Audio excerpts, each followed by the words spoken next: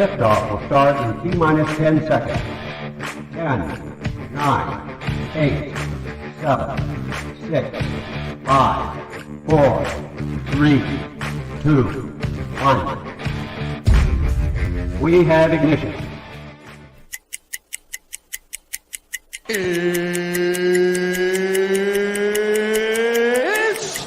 time! 17 seconds from Game 7 or from championship number 6. Jordan open. Chicago with the lead. Harper got a piece of it. It comes off. The Chicago Bulls have won their 6th NBA championship. Tying run at second, 2 out. Palmero over the head of Jenks. Uribe charges, throws, out! And the White Sox have won the World Series. To the far side around the 8-yard line to Hester. Under it and to the middle with the 15 to the 20, breaks free to the 25 to the 30 to the outside. 40, midfield, 40, 30 to the coast, 20, 15, Hester 5. Oh! Touchdown!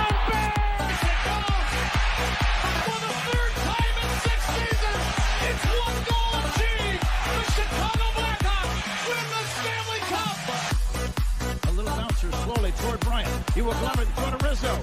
It's in time. And the Chicago Cubs win the World Series.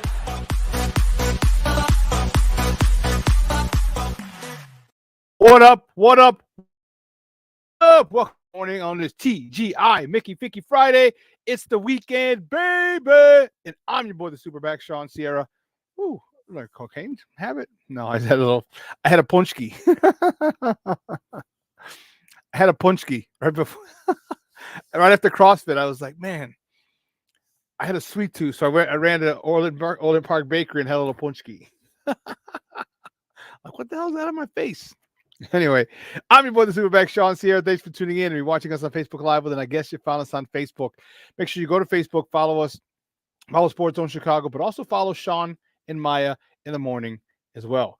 If you watch this on our YouTube channel, excellent, muy excelente. Okay, if you're not, go to YouTube, type in Sports Zone Chicago, click the subscribe button, but also click the notification button. That will let you know anytime a show from Sports Zone Chicago is going live. Get it? Got it? Good. Now, if you're watching us on our mobile app, yay. That's what I'm talking about. But please don't tell me you didn't know we had a mobile app. So if you didn't know, and if you don't know, now you know. All right, here, wherever you get your apps from, and it doesn't matter where you get your apps from. iTunes, Google Play, Amazon, Walmart, Kmart, 7-Eleven, Zayre, Zemsky, Macy, Montgomery Ward, Venture, Woolworth, Gold Blast, wherever you get them from. You go there, you type in Sports Zone Chicago, you download it. You take us with you on the go. So not only do you get Shawn and Maya in the morning 3 days a week, not only do you get our other live shows throughout the week, not only are they archived there like they are on Facebook and YouTube, but I'll tell you what, we give you a slew. And I mean a slew of articles thanks to my man Clarence, Council the Third. Big up to Clarence for keeping your breast Chicago sports related. Now, if you're watching us on Roku channel, I like that kind of party, baby. And if you don't know, you better ask somebody. Sports Zone Chicago, we have our own Roku channel. So if you have a Roku television in the house, do us a favor. Do us a solid, yeah? All right? Download Sports Zone Chicago's channel right to your television, okay? Put it right there next to Netflix, Apple, Max, Prime Video, Hulu, Stars. Oh, speaking of Stars, BMF, Black Mafia Families season 3 premiered today. Yeah. At 11 o'clock, right as soon as the show gets over. All right, so put us down there, download us to your smart TVs so you can see us on 65 inches of greatness. I'm much better looking on a big screen. Hell, we're on a big screen right, Mickey Ficky now. That's what I'm talking about, baby. Now, you can also tweet the show. You can tweet us at Sports Zone Shy, that's CHI, at Sports Zone Shy. Now, if you want to follow me, just me personally online, you want to know what I did? Well, let me tell you what I did. You want to know what I did? Well, here's what I did. I made it nice and easy for you folks. Nice and easy, one handle. For Facebook, Twitter, Instagram, Snapchat, and TikTok, all one handle at the Shawn Sierra. If you want to follow my lovely co-host, Maya Akai, you can follow her on Facebook and Twitter at The Sports Chica. If you want to follow her on Instagram, because you're IG or you do it just for the gram, we'll just follow her at Maya_Akai. It's MAYA_AKAI. Man, we got a great show for you, but I need you to get interactive. So whatever platform you're watching us on, whether it's Facebook, whether it's YouTube, whether it's a mobile app, leave a question or comment on that app, on that platform. It'll come up here in the thread. I'll put it up on the screen. We'll incorporate it into the show, and that, my peoples, is what makes this the best Chicago sports talk show around. The best morning Chicago sports talk show around, and that's you, baby. So bring them all. We want all of them. Questions, comments, smart-ass remarks, because ain't nobody scared over here. And you know, like The Rock said, baby, don't sing it, just bring it. Let's see. Let's check the chat line. Chat line is jumping already, baby. Okay. See who we got here.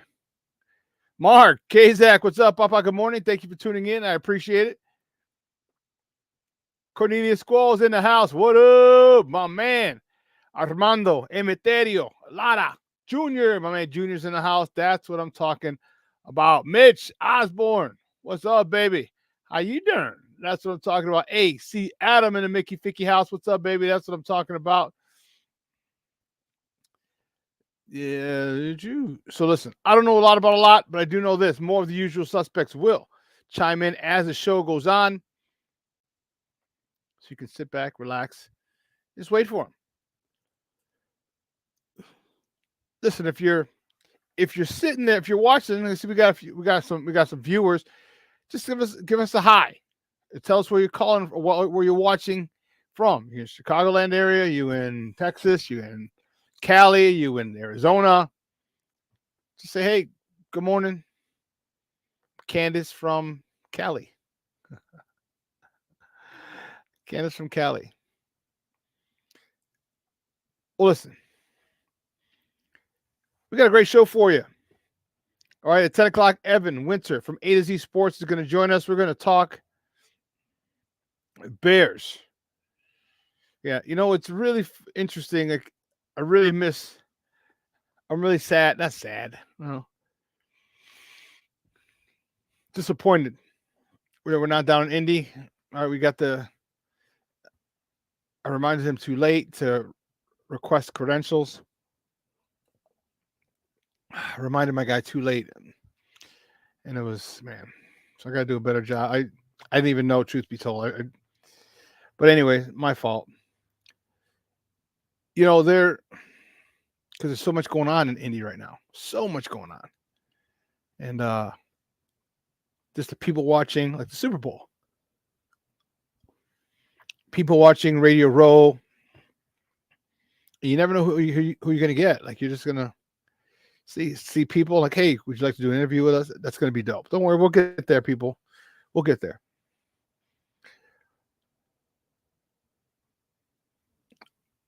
But I'm looking forward to like getting, well, let me stop pontificating and things. But Evan Winter at 10 o'clock. And it's going to be, there's a lot to talk about. And not just Justin. Yes, the quarterback situation is probably the biggest situation for the Bears, but it's not the only one. Definitely not the only one. All right, I feel, well, you know how I feel. I have not wavered one bit. I have, and especially after yesterday. After yesterday, there were a few things. Definitely a few things that were very suspicious. Okay? I love Justin Fields. I want him to stay. And I'm not looking at it through the eyes of a homer.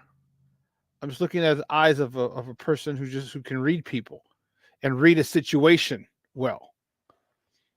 And I'm getting a feeling that he's not getting traded. And I'll tell you why. I have 4 reasons why. And I'll get those to you. In a little bit.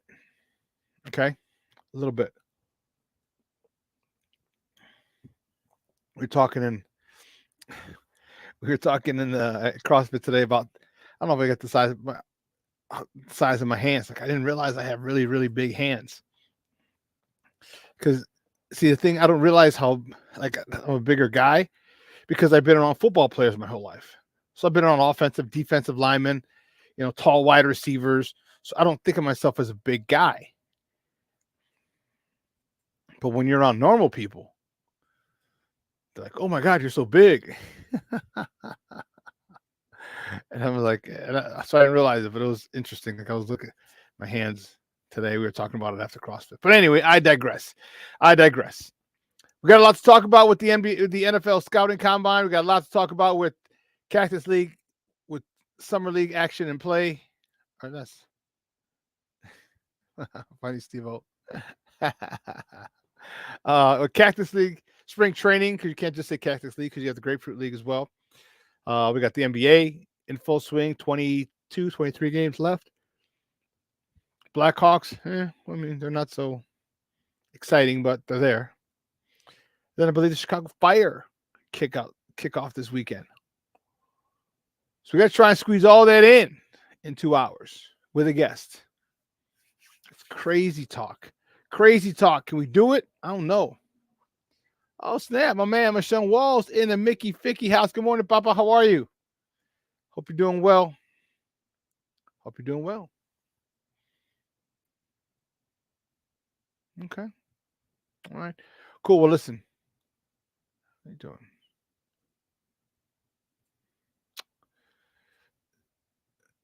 Guys, you know how we do.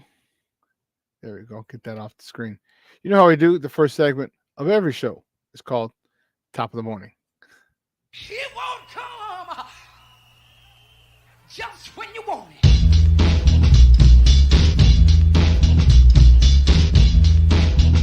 Top of the morning to you. Top of the morning to you. Top of the morning to you. The first top of the morning topic. Which way do we go? Which way do we go? Which way do we go? This one, not a pretty one. Not a pretty one at all. The Blackhawks, they fall to the Colorado Avalanche 5-0. Damn. Like somebody somebody do something. Like 5-0. That's an old-fashioned ass whooping. Old-fashioned. Peter Mrazek stopped 29 of 34 shots. Definitely not one of his better games. Definitely not one of his better games.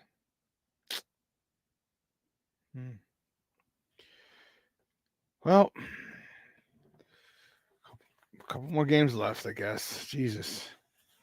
But that's frustrating. That's rough. Then Saturday they host the Columbus Blue Jackets at the United Center. That game time is puck drop is 7:00. You can catch that game on NBC Sports Chicago or their flagship station, 7:20 a.m. Oh, here we go. Let's see. Oh. Let's see what we got going here. You guys are silly. Silly, silly, silly. In Cactus League action, split squad. The White Sox, game one, the White Sox beat the Kansas City Royals 6-1. I'd like to see that. I like to see that a lot. Games aren't even close. I like that. I like that from my White Sox. In the second game, game two, they beat the Seattle Mariners 6-5. Again, I like the fact that they're winning. It doesn't mean a damn thing as far as records or standings or anything. However, these are the important parts. These are the bonding parts of a team. These are the bonding moments of a team.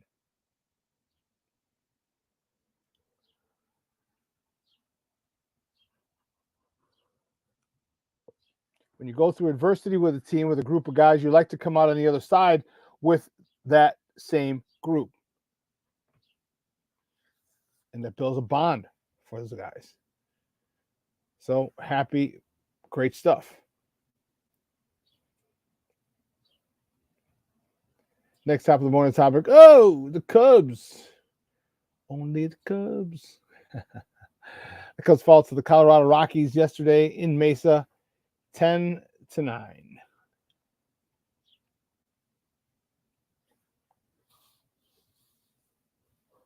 Pardon me.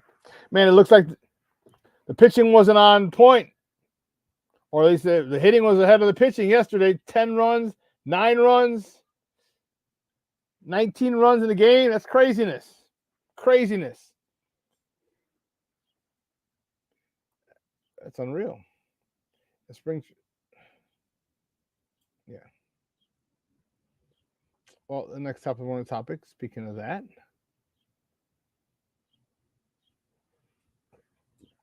the Cactus League Crosstown Desert Classic. The Cubs host the White Sox today at Sloan Park in Mesa, Arizona. First pitch, 2:05 p.m. And you can see it on both networks, both teams' broadcast networks. You can catch it for the Sox. You can catch it on NBC Sports Chicago, 7:20 a.m. That's if you're a White Sox fan and want to hear a familiar voice. Otherwise,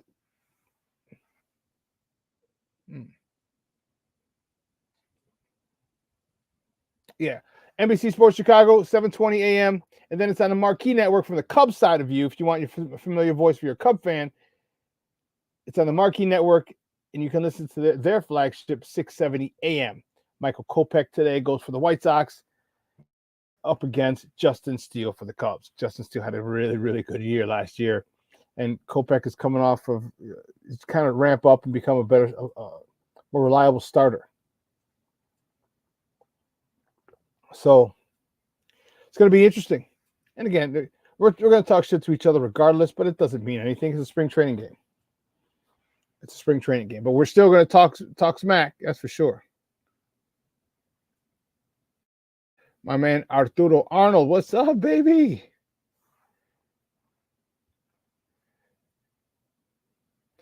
Yeah, Blackhawks going to do a Detroit Lions rebuild lose for 5 straight years. They're another Bedard coming out. No, not this year's draft. No, not for another 3 to 5 years.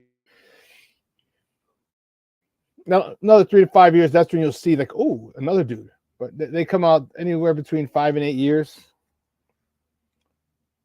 So it didn't work like that for me. The next top of the morning topic: the Bulls host the Milwaukee Bucks. They come right down I-94 to the United Center. Tip-off today is late. It's 9 o'clock.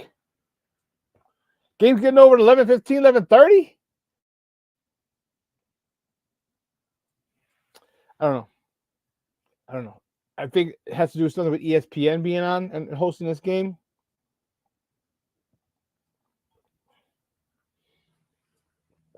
I think there's something to that, obviously. Let's get this game at 9 o'clock at night. And that's not a West Coast game. It's a home game.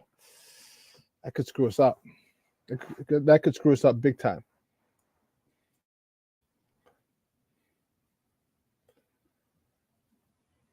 And the next after morning topic. Oh, wrong one. Where'd you go? Oh, there we go. Sorry, I was looking at there we go. Scouting Combine is in full effect down in Indianapolis, down in Naptown. Man, we heard from RyanPoles. We heard from Matt Eberflus. And it was crazy. You know, RyanPoles is the belle of the ball. Everybody wants to talk to him. Everyone wants to pick his brain. He's just so calm, cool, and collected. We heard him with our Chicago's own Stacey Dales. I was going to say Daisy Stales. Stacey Dales. Give him he got an interview. Let's check a couple pieces of that interview out. This group of quarterbacks coming in. Yeah. What's your assessment? Yeah, a dynamic group, all different flavors in this draft. There's guys that, have all the talent and tools in the world. And it's up to us as a scouting staff to kind of see, do they have enough, and what's the internal part? What's the drive that they have, the leadership? Because that's really, really important when you look at the history of quarterbacks. So it's a good group. So that's, again, it makes it very unique. As you heard him say, it makes it a very unique situation. He keeps saying that. Unique situation. James Ford. Where goes one? Where you at, Papa? Thanks for tuning in. I appreciate it. Arturo Arnold in the Mickey Ficky house. That's what I'm talking about, baby. Yeah.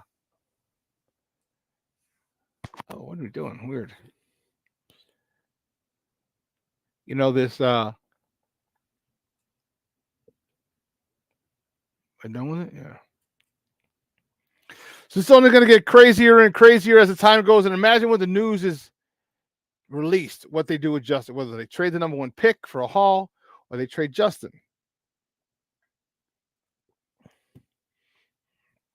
One group is going to be so happy and talking a lot of shit to the other group who's not going to be so happy.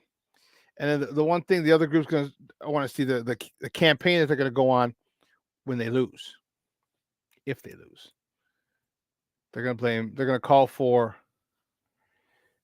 RyanPoles' head. He needs to be fired. How can you pass over this guy? Blah, blah, blah, blah, blah. Oh, and this just in. This should be a top of the morning topic as well. And this will take us to our commercial break. Caleb Williams said he will not release his medicals. He would not go to the medical part of the scouting combine. Really? Since the combine has existed, every person, not a one, not an iota, not one person has declined to get their medical records sent to other teams or just get your medical records, period. Not one. Till Caleb. What's this about? What's this about? Like, you can't start acting a fool now. Now, your dad can't be going around asking people, how can we get a piece of the Bears? You can't do that.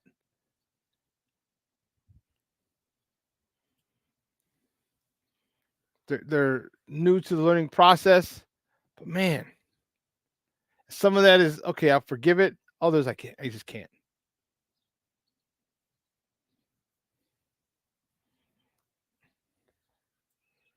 Yeah. That's my thought. Smith wants to jazz up these prospects for the value of number 1. Interesting how many people hear that and say they must be taking Caleb. All the Space fans, it's a Matt.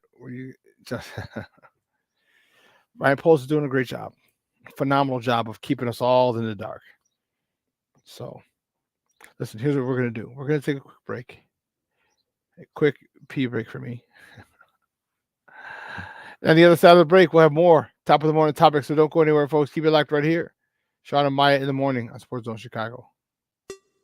Hey, it's your boy, the SuperBack, Shawn Sierra, and be sure to follow Sports Zone Chicago on all social media platforms, on Facebook, Instagram, and our Roku channel. You can find us at Sports Zone Chicago, and on Twitter, we are at Sports Zone Shy. Also, be sure to download our mobile app so you can take Sports Zone Chicago with you on the go.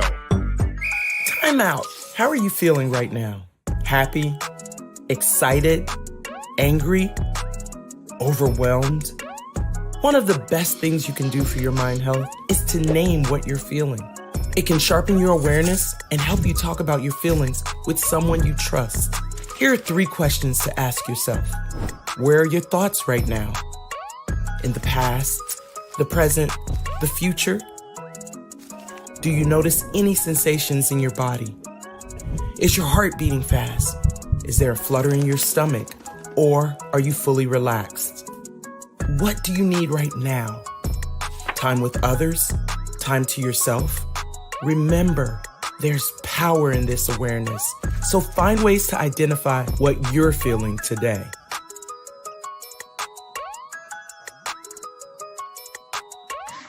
Hi, guys. Hey. Hi, Megan. Hey, Jessica. Megan, you're a tramp. Brian Fitch told me you guys made out. Everybody knows. He said your breath smells like garbage. And he almost puked. He says you're the most desperate girl he knows, besides your mom. How many boyfriends does she have anyway? Lots? Your makeup makes you look like a clown. That zit is huge, zit face.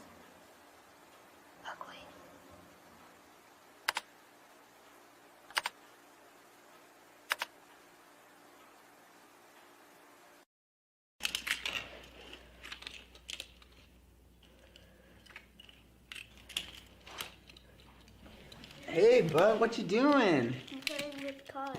Cars? Can you show me what a car does? Whoa, whoa, whoa, whoa, whoa. Hold on a second. First of all, this is a school zone. So you need to put down your cell phone, stop texting, and let's get to driving. Now you're coming up to a stop sign, right? You need to slow down and stop before you hit that Y line. I want you to look left, right, left. You don't want to get hit by a car going on your left and to your right to make sure you don't get sideswiped by a guy coming from your right. You're coming, and you see a crosswalk. You better slow your horses down because the number one rule of driving is always yield to pedestrians. Now stop, pull over, and you are done driving. Gosh, what do they teach you kids in school nowadays?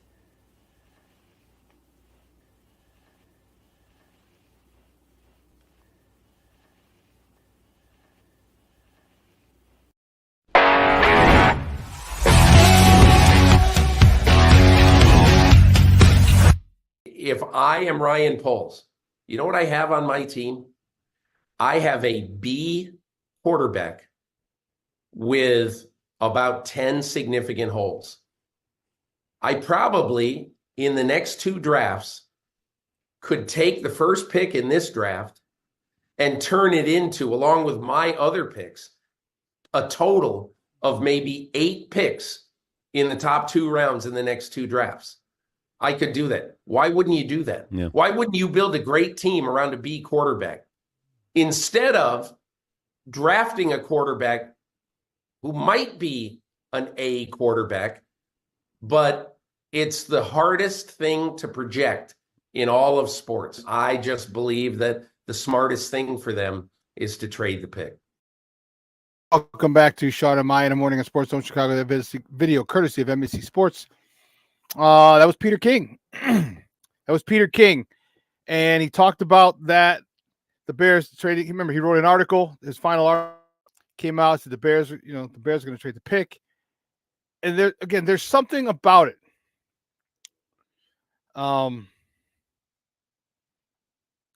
Something wasn't sitting well with me. And then next thing you know, here he comes back the next day and he walks it back and says, well, I didn't. They say, well, who did you talk to? No, I didn't talk to anyone. Now I'm giving my opinion. Okay. But Peter King last year was also the guy who broke the news for the DJ Moore trade. And then he said he came back and, again, try to walk it back. He tried to overcorrect. And when someone does that, I'm like, whoa, hold on. Something's wrong now. Something's wrong. When you overcorrect, yeah. So what are you hiding?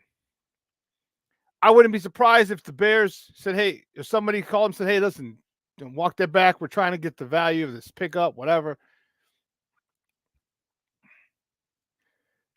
And he did. Arturo, what's up, Papa? Arturo Arnold in the house. Anyone see Schrock reporting league sources draft offers for? I'm sure there are. There's going to be tons of draft offers. Tons of draft offers. Guys, do me a favor. Hit that like button. Smash that like button for me. I'd appreciate it. And don't forget, tell your friends, family, neighbors.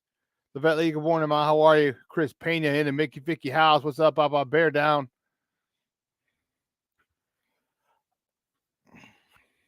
Yeah, he's gonna have tons of trade offers.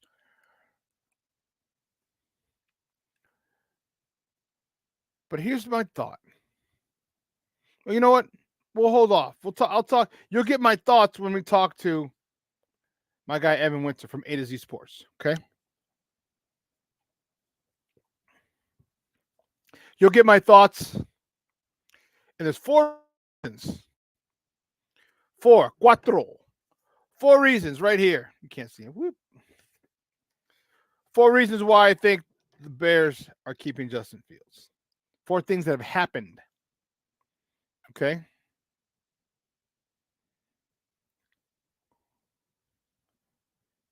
Oh, okay. 4 things that happened that make me say, nah, something isn't rotten. Something's rotten in Denmark.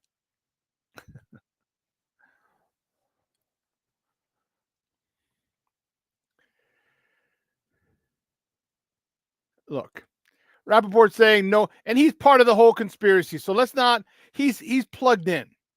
Okay. So when he wants something to go a certain way, he'll tweet it out. Don't get that twisted. All right. The NFL and ESPN are really close. He works for ESPN. Come on. He's no one willing to give the haul.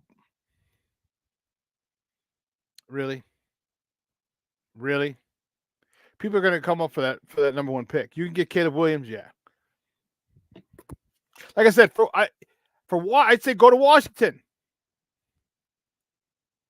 and just ask for 3 assets.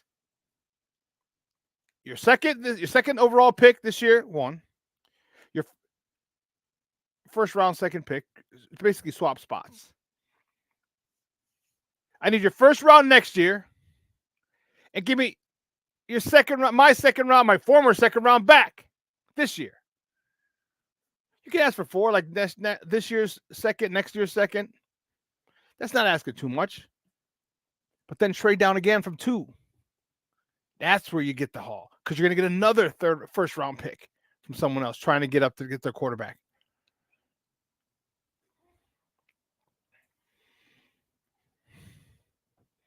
But I mean, I digress.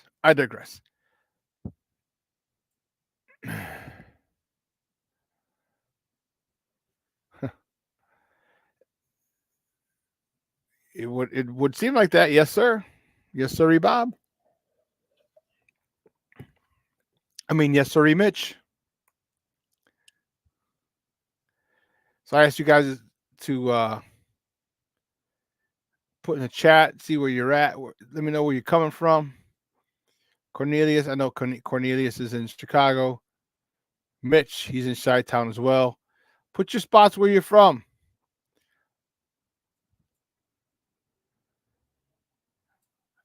Sean Walls, I'm good from the south side. Yeah. Yeah. Okay. I'm checking out the comments, seeing what we got here.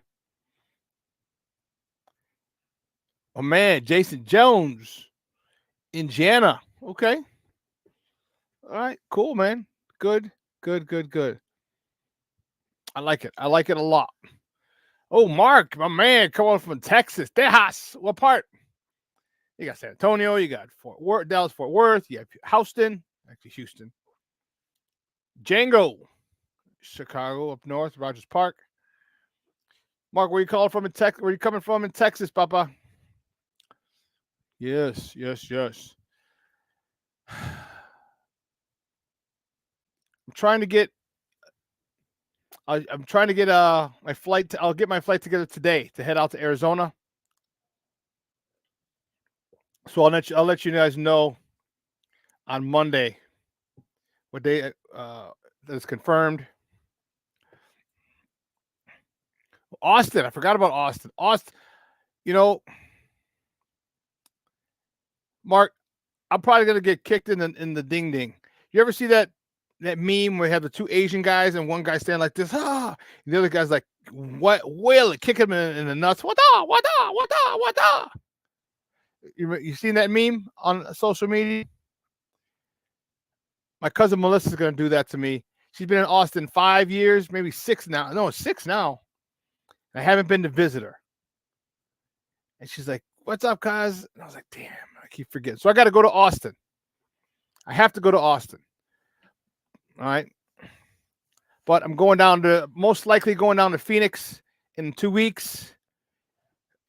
A little extended weekend, catch a couple games, see if we can get some credentials, talk to my people. Get in the locker room, all the other stuff. If nothing else, then just get to Arizona for some nice weather, pool. My buddy's got a pool, the whole 9.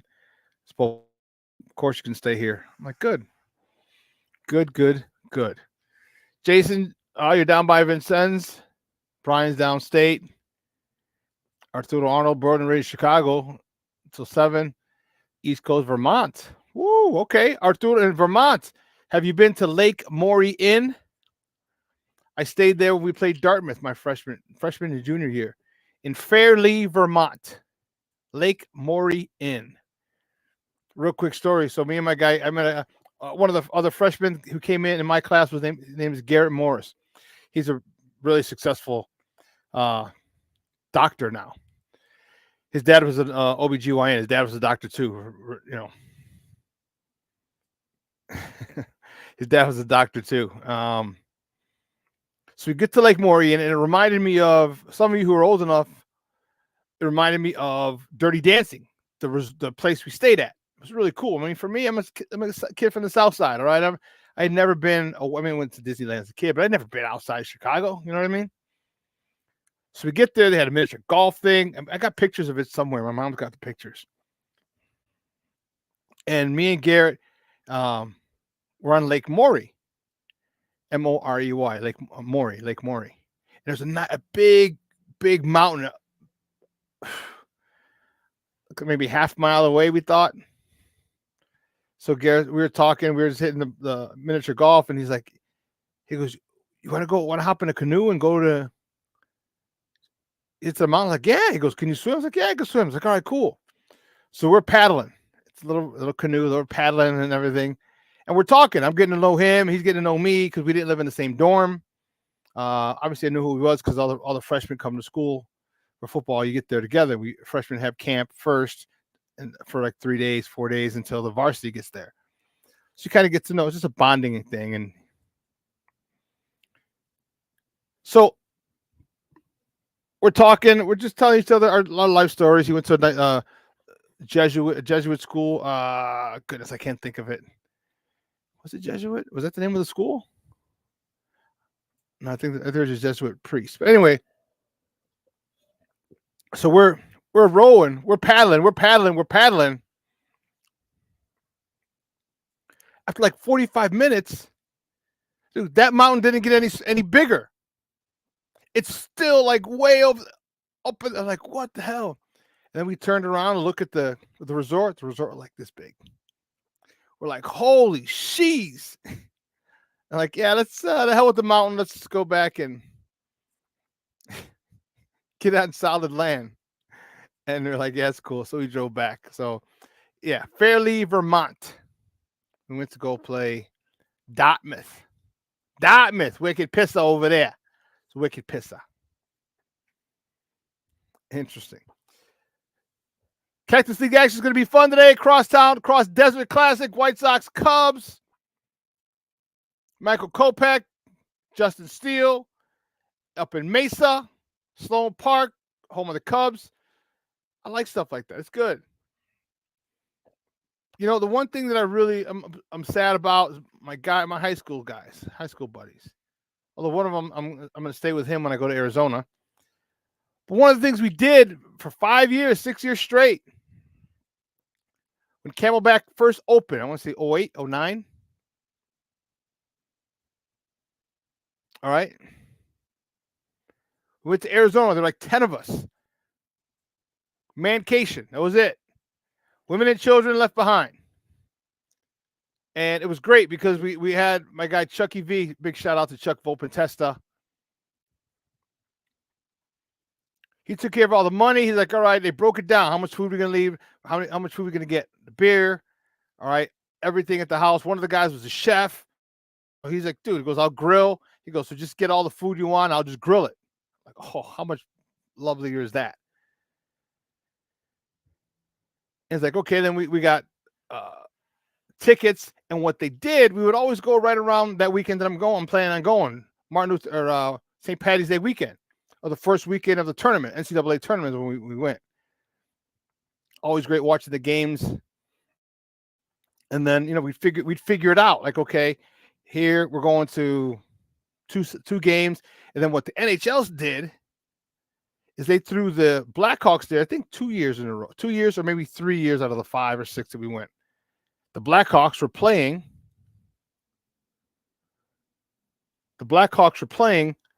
in Phoenix because they understood there was a huge Chicago contingency in Phoenix for spring training. So we did that. So Chucky got it all together. He tallied up all the tickets, tallied everything up. Like, all right, between 10 guys, it's, you know, $250, whatever. All right, ticket included, that's food, whatever, that's everything. Perfect. Oh man, it was great. It was great. Yeah. Oh, so is that what this is what he's saying. Greg Gabriel believes we'll get swap with Washington, get the second and third round pick, our pick back, and a 2025 from Washington. Okay. I'll take that. I would definitely take that. Because now you can trade down from 2. I'm telling you, when it comes down to it, when it happens, I'm going to tell you, I told you so. I'm going to tell you, I told you, I don't even, and I could be wrong, but I don't think the Bears even have a choice. Caleb to Washington, too much sense. Too much sense. The new ownership group wants an immediate return on their money. How do they do that? Increase season ticket sales. How do you do that? You get the hometown kid. It's happened a lot. LeBron James to Cleveland. Remember that? Derrick Rose to Chicago. Remember that?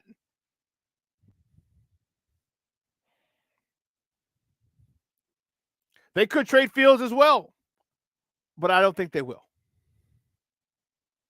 I don't think they will.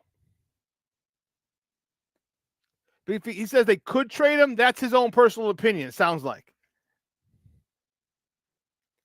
But it sounds like when he says he believes we'll swap picks, get our second back, get their second. Man.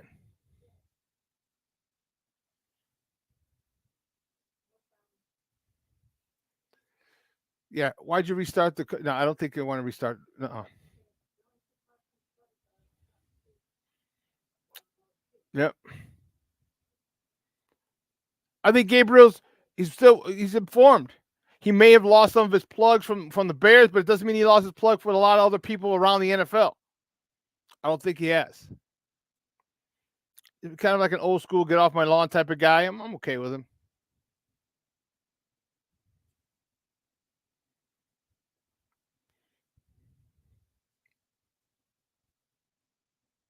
Well, yeah, he's saying he discussed, according to sources, he was on the Windy City Breeze podcast. Yeah, Windy City Breeze. Check it out. Big shout out to them for having Greg Gabriel on. Big shout out to them. Yeah. Look, there's no hate over here, dude. You want to do your own podcast? Cool, no problem. I got no hate.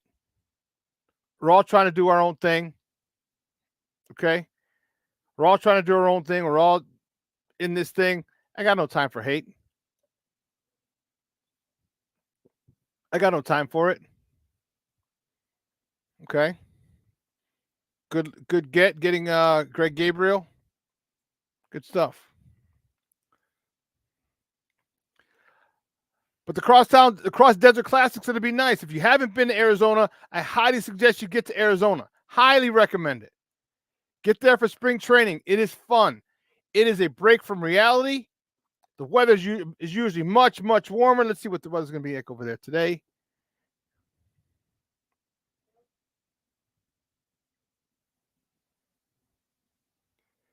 High is 78 today in Phoenix.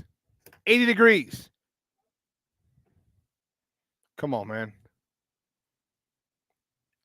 What better? What better way to spend March than 80 degree weather? So, like I said, I should be getting my ticket today. There was a big problem with that yesterday. Oh, yeah. Yeah. We're not even going to talk about that. The Cubs are, wonder when Bellinger's going to join the team. He's going to have to take his physical. I'm sure he did. And they signed a contract. They made it official. That was the other day. So he had to have taken his physical already. But when are they going to get him in? Because you're going to ramp him up. You don't just throw him in games. You're going to have to ramp up. Probably be on the backfields before games, after games. He lives in Arizona, so it's not like he's got anywhere. You know what I mean? So I just wonder how long though. A couple questions. How long before Bellinger plays? How long before Bellinger gets his first home run? And the White Sox. All right. Mazowoski convinced me. Southside Zoe, big shout out to Southside Zoe, who was on last Friday. Convinced me to go to opening day. He said, hey, there's no expectations for this White Sox team, but there's plenty of talent here. And I'm like, yeah, you're right. You still have Lou Bob, MVP candidate. You still have Eloy. You still have Yo-Yo. You still have Andrew Benintendi. You still have Andrew Vaughn. I was like, okay.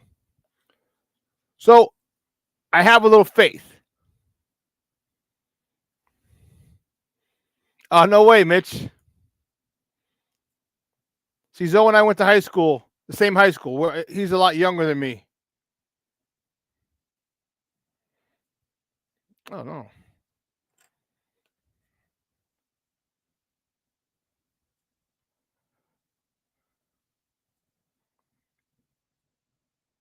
Oh, shoosh. Yes.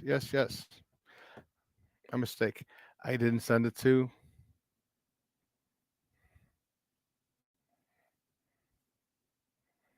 Wow. Craziness.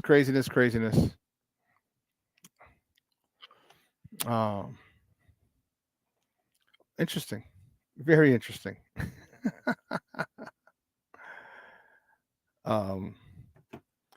Yeah. So I went to high school with I didn't say that. We went to the same high school. I'm much older than Southside Zoe. All right.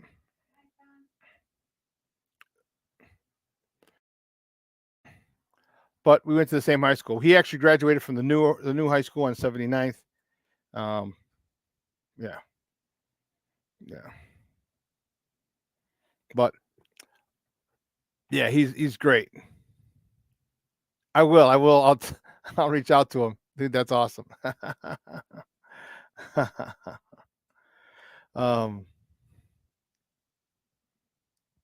So sudden change, crazy. I forgot that.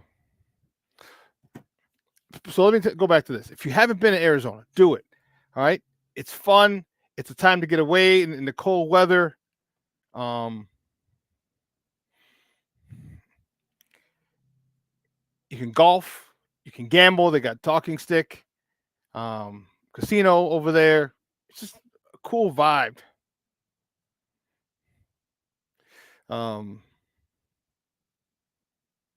Yeah. Let me tell you something. It's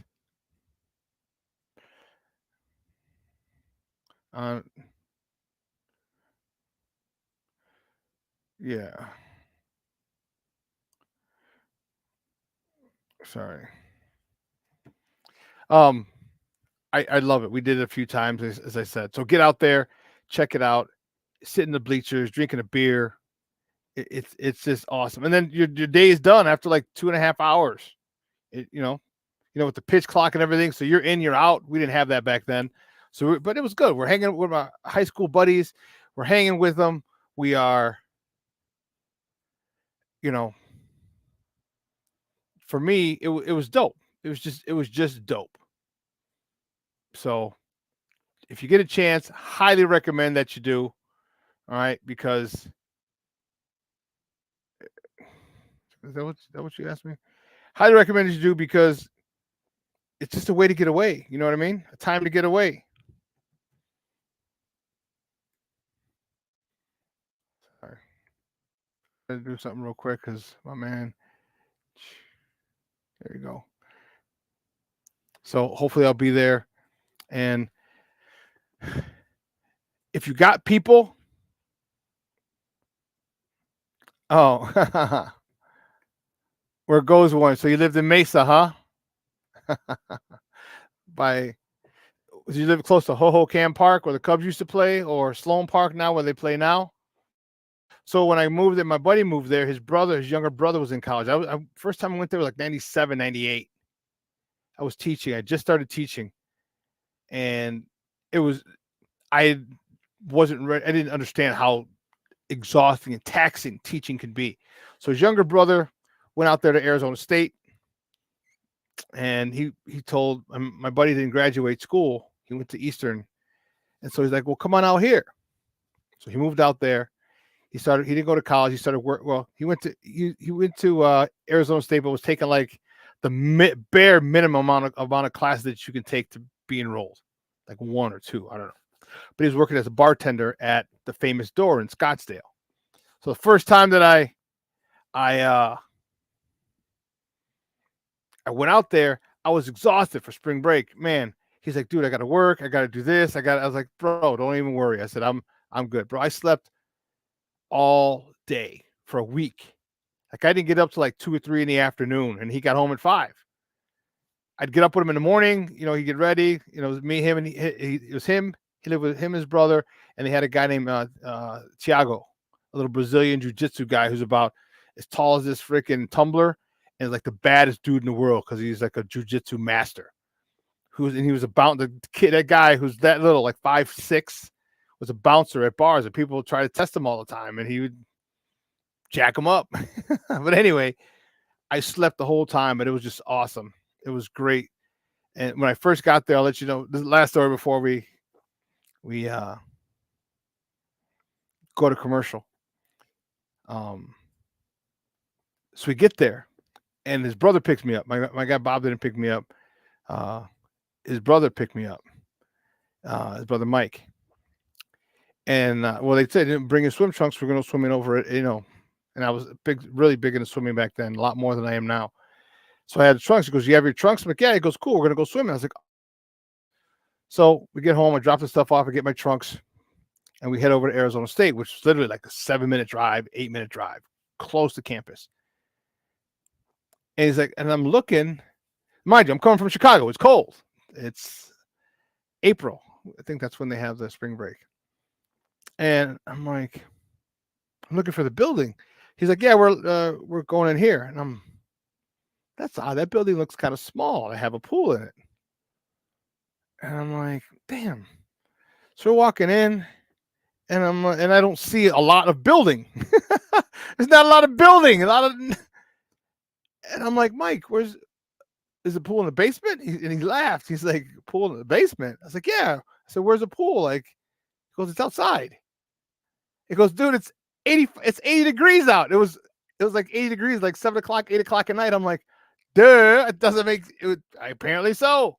So we swam outside the first time. I'm like, dude, that was so crazy. That was so nuts. I completely forgot that it's Arizona. I'm coming from the mindset of Chicago. It's cold. You got to swim indoors at that particular time. Boom. Dude, it was but yeah, Arizona's an awesome time. Yeah. Well, listen. Let's take a quick break. And on the other side of the break, we did a sudden change. I forgot we double booked. So we're going to have Glenn Morgan from NBC Sports Chicago. We'll get Evan next time. Next week, we'll have him back on. Yeah, so I'm excited. I'm excited to talk about this whole scenario. So listen, stay here. Don't go anywhere. Keep it locked right here. Shawn and Maya in the morning on Sports Zone Chicago.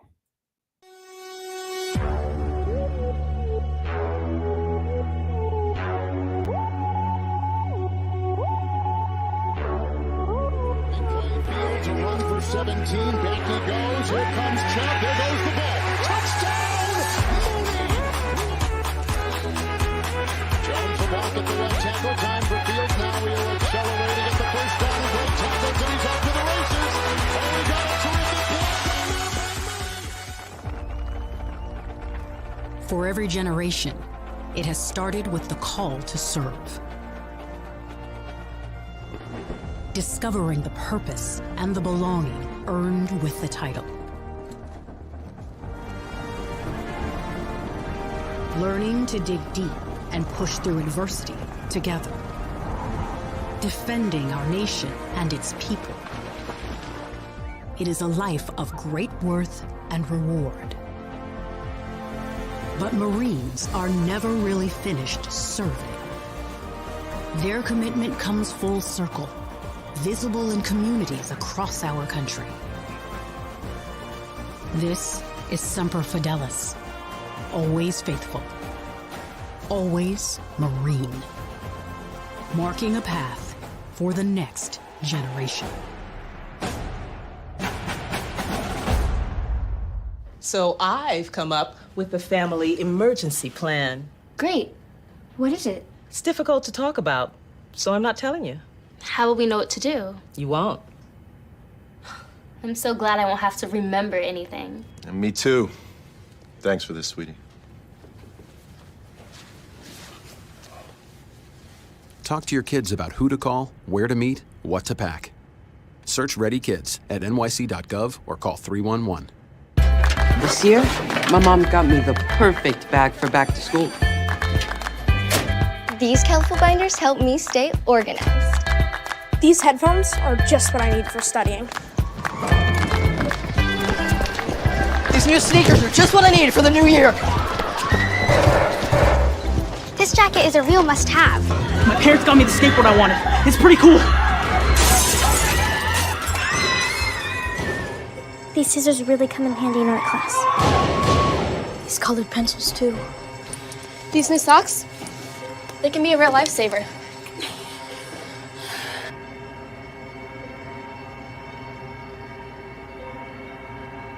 I finally got my own phone to stay in touch with my mom.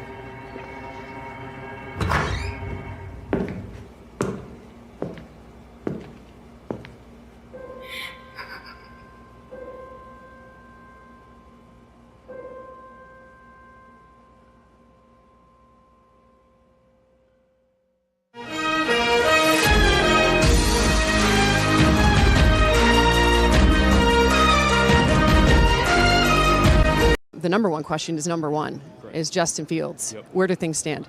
Yeah, so the one thing that's important for us is just continue to communicate and be transparent with Justin, and we'll continue to do that with him and his team. But we have to be open-minded about everything. What you do appreciate about Justin is his leadership, his mindset that he's had over the last 2 years. Things have not been easy, but his stability, his confidence in himself, his leadership has continued to grow as we've gone along, and that makes all of these decisions so complicated because I care about the guy a lot too. So I mentioned it before, no one likes to live in gray, right? You want to know, where am I going? Am I staying here? All of those things. So we'll continue to communicate, but he has done a great job just getting better every single year we've been together. Welcome back to Shawn and Maya in the morning on Sports Zone Chicago, the video courtesy of the NFL Network. That was Stacey Dales asking our mans. That's our mans and them. RyanPoles, point blank, where does that stand? And he said he wants to, get this over with soon. For Justin's sake, for the sake of everybody else. I mean, it's understandable. It's understandable. You want to move on. You want the player to know exactly where he's going, because it can be frustrating. I can't even fathom how that would feel. I mean, I can fathom being cut. I was cut when I was in Italy. That sucked. That really sucked. That hurt me big time. That took some of my soul, and it was because I wasn't even good. It was. That's another story for another day. Man, let me tell you that well, my next guest, man, you've seen him. He's been rocking with us for a minute. All right, he is the lead draft analyst? No, just the draft analyst. All right, for NBC Sports Chicago. All right, you can find him on Twitter at True Glenn Morgan. Guys, just welcome back to Shawn and Maya. Glenn Morgan. Glenn, what's up, Papa? How are you? Hey, what's up, brother? How you feel, man? Lead draft analyst. Sure, I'll take that. I'll take anything that brings any kind of title and stuff with it, man. It sounds important, like a lead draft analyst, senior draft analyst. Like, whoa, hey, easy there, big guy, Mr. Important person over there. Oh man. So there's a lot of rumors going around, a lot of this, and everyone's just saying it's a foregone conclusion that Justin is gone. Your thoughts? Are you on board with that? I know you're Team Justin. We've talked about it. You made no bones about it whatsoever that you want Justin. It makes the best decision. It makes the most sense. Are you thinking that are you conceding? No, it's political race. That's about where I'm at right now. Give you a concession speech. Yeah, I'm at the concessions part of this journey here. Man, look, we've probably been on both ends of it, where you tell the person you're enamored with, hey, it's not you, it's me. Or as you were just referring to, when you've been let go. I've been fired before. I've been let down easily. Hey, we really like you. You're a quality person. We value.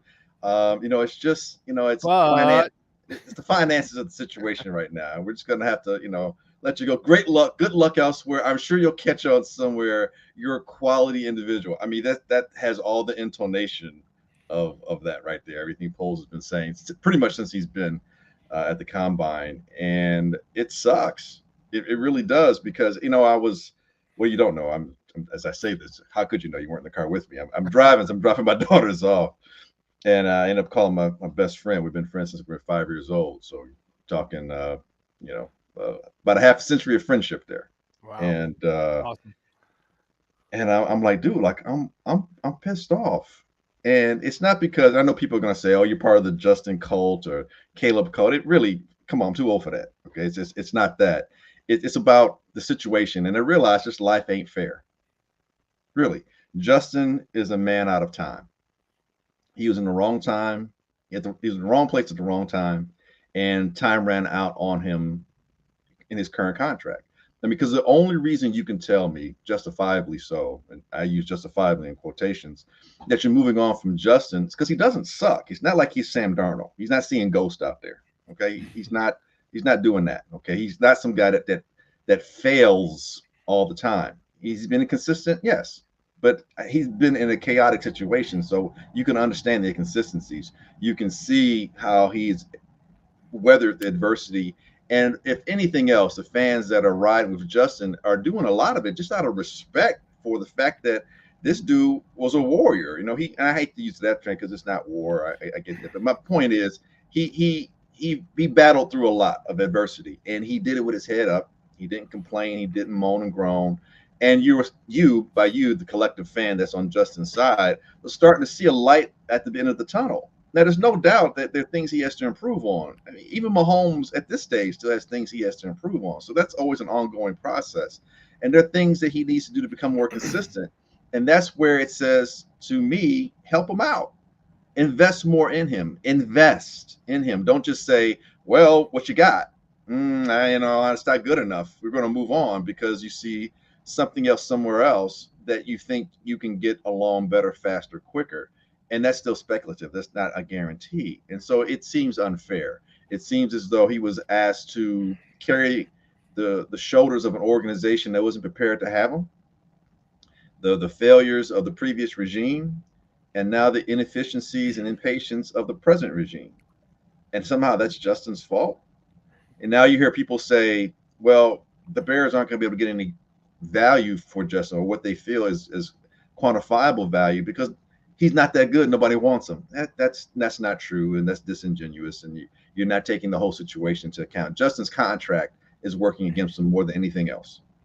The fact that if a team gives you, by you, the Bears, draft picks, that means they're going to more or less say that Justin is going to be the one they're going to rock with. Otherwise, why are we giving up assets if we're not going to rock with him? And rock with him means once that contract is up, you pick up his 5th-year option. Because again, he's still in a contract for a year. He's still very affordable. This is still his rookie contract. Yeah. Next year, if you pick up his option year, that jumps up about maybe 2.5 times more than what he's getting paid now, but still very affordable. Or if you decide that you don't want to pick up his option year, if the team that you are traded for Justin, then he's out in the free market and he's going to cost more. Or so teams have to make a financial decision, just like the Bears, quote unquote, have to make a financial decision. But the Bears don't have to invest picks to keep Justin. They can actually do the opposite. They can get a whole bunch of picks that would do right by him. And so it just seems so much disingenuity running around the course here, when a month or so ago or weeks ago you hear, man, if he goes to Pittsburgh or Atlanta, they should be really good right away. Well, okay, why is that? Why would they be really good right away? Why would they be playoff caliber if he doesn't stay here? Well, because they have pieces in place, which is what we should be trying to do. So that's why I'm pissed off. That's why I'm frustrated. It's not because, I just, playing at the altar of Justin or anything like that. Again, I'm too old for that crap. Let me brighten your day. You having a bad day, boss? I got you, Bob. I got you. I got you. Don't even trip. Okay. There were, first of all, it's lying season. Okay. We know that. Yeah. Can't listen to what people say. So here's the first reason. Peter King. Okay. Peter King, we all know, just retired this past week. 40-something years in the biz. Okay. Hats off to him. In his final article, he wrote, Bears are trading that number 1 pick. Then the next day, he walked it back quick, fast, in a hurry. Well, no. Well, I didn't talk to anybody. Last year I was there. I had a 45-minute conversation, and it seemed to me that he was overcorrecting. Something's wrong there. He got a phone call, I would imagine.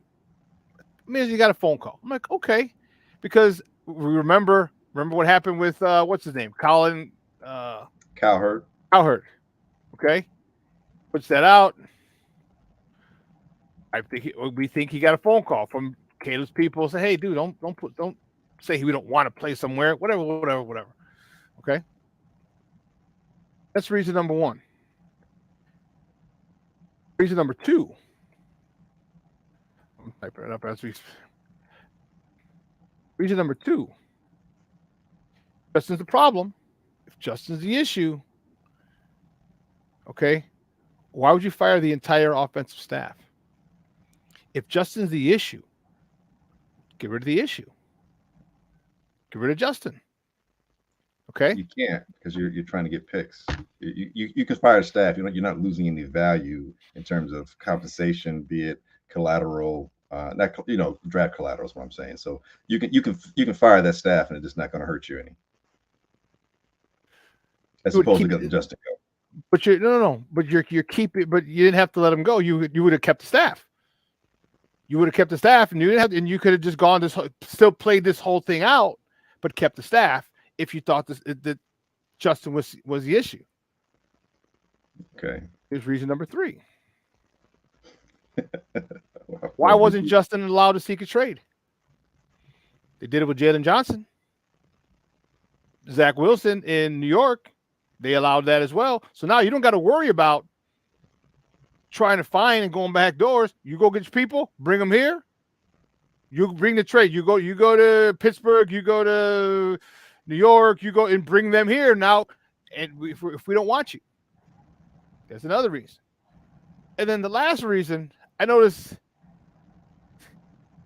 is not really a good one. No, actually, I think I shouldn't say that. Where's Justin? Where's Justin now? He's out of the country, I believe, right? Isn't that odd? Not to me. Isn't that odd? Because if you're most time, and you can go anytime you want. You can travel anytime you want because you're a multimillionaire. I get it. All right. Most times you go on vacation like right after the season, a week or so after the season. All right. Just usually with the wife and kids, we know Justin's not married. He doesn't have any kids that we know of. But it's kind of ironic. Hey, that's my thing. When I say you have any kids, like not that I know of, but when all these things coming around, all these rumors, all everything, and people, he's just conveniently out of the country. I'm not buying it, bro. I'm not buying it. I'm thinking that the fact is that he's driving up the value of this pick. The more someone values it, the more you're going to have to offer. If you want that, the more you feel you got to offer for him to come up off it. Those are my things. And the staff, to keep firing the offensive staff and not allowing Justin to go. Because if you allow Justin to go, seek a trade, man, how many people know you're gonna go get Caleb? They're gonna say, damn, well, we still want that pick. I think RyanPoles is extremely shrewd, thorough. And it's going to involve a lot of people. Involve a lot of people. But those are my reasons. I see you're like, how can I say it? And I'm not knocking the reasons. No, I don't care. I think No. I'm saying, look, it's as valid as it's as speculatively valid as anybody else's reasons. You see what I'm saying? I whenever I hear something, the way I'm programmed, the way I'm wired, I automatically possible so that I can make the best decision or best understanding of something. So when I hear that, I think like, okay, so as you're saying that, I'm saying because you're asking the question, why this, why that? So I'm like, okay, so my answer would be maybe they didn't know enough about Caleb to come off of Justin, and they needed more time early on. And as they grew closer, as the time grew closer to this, and they got to speak a little bit more with him, or they found out more information as they were doing their vetting process, they became more and more comfortable with the fact that we should go this way. So I think it was a time thing, as opposed to why not sooner move off of Justin.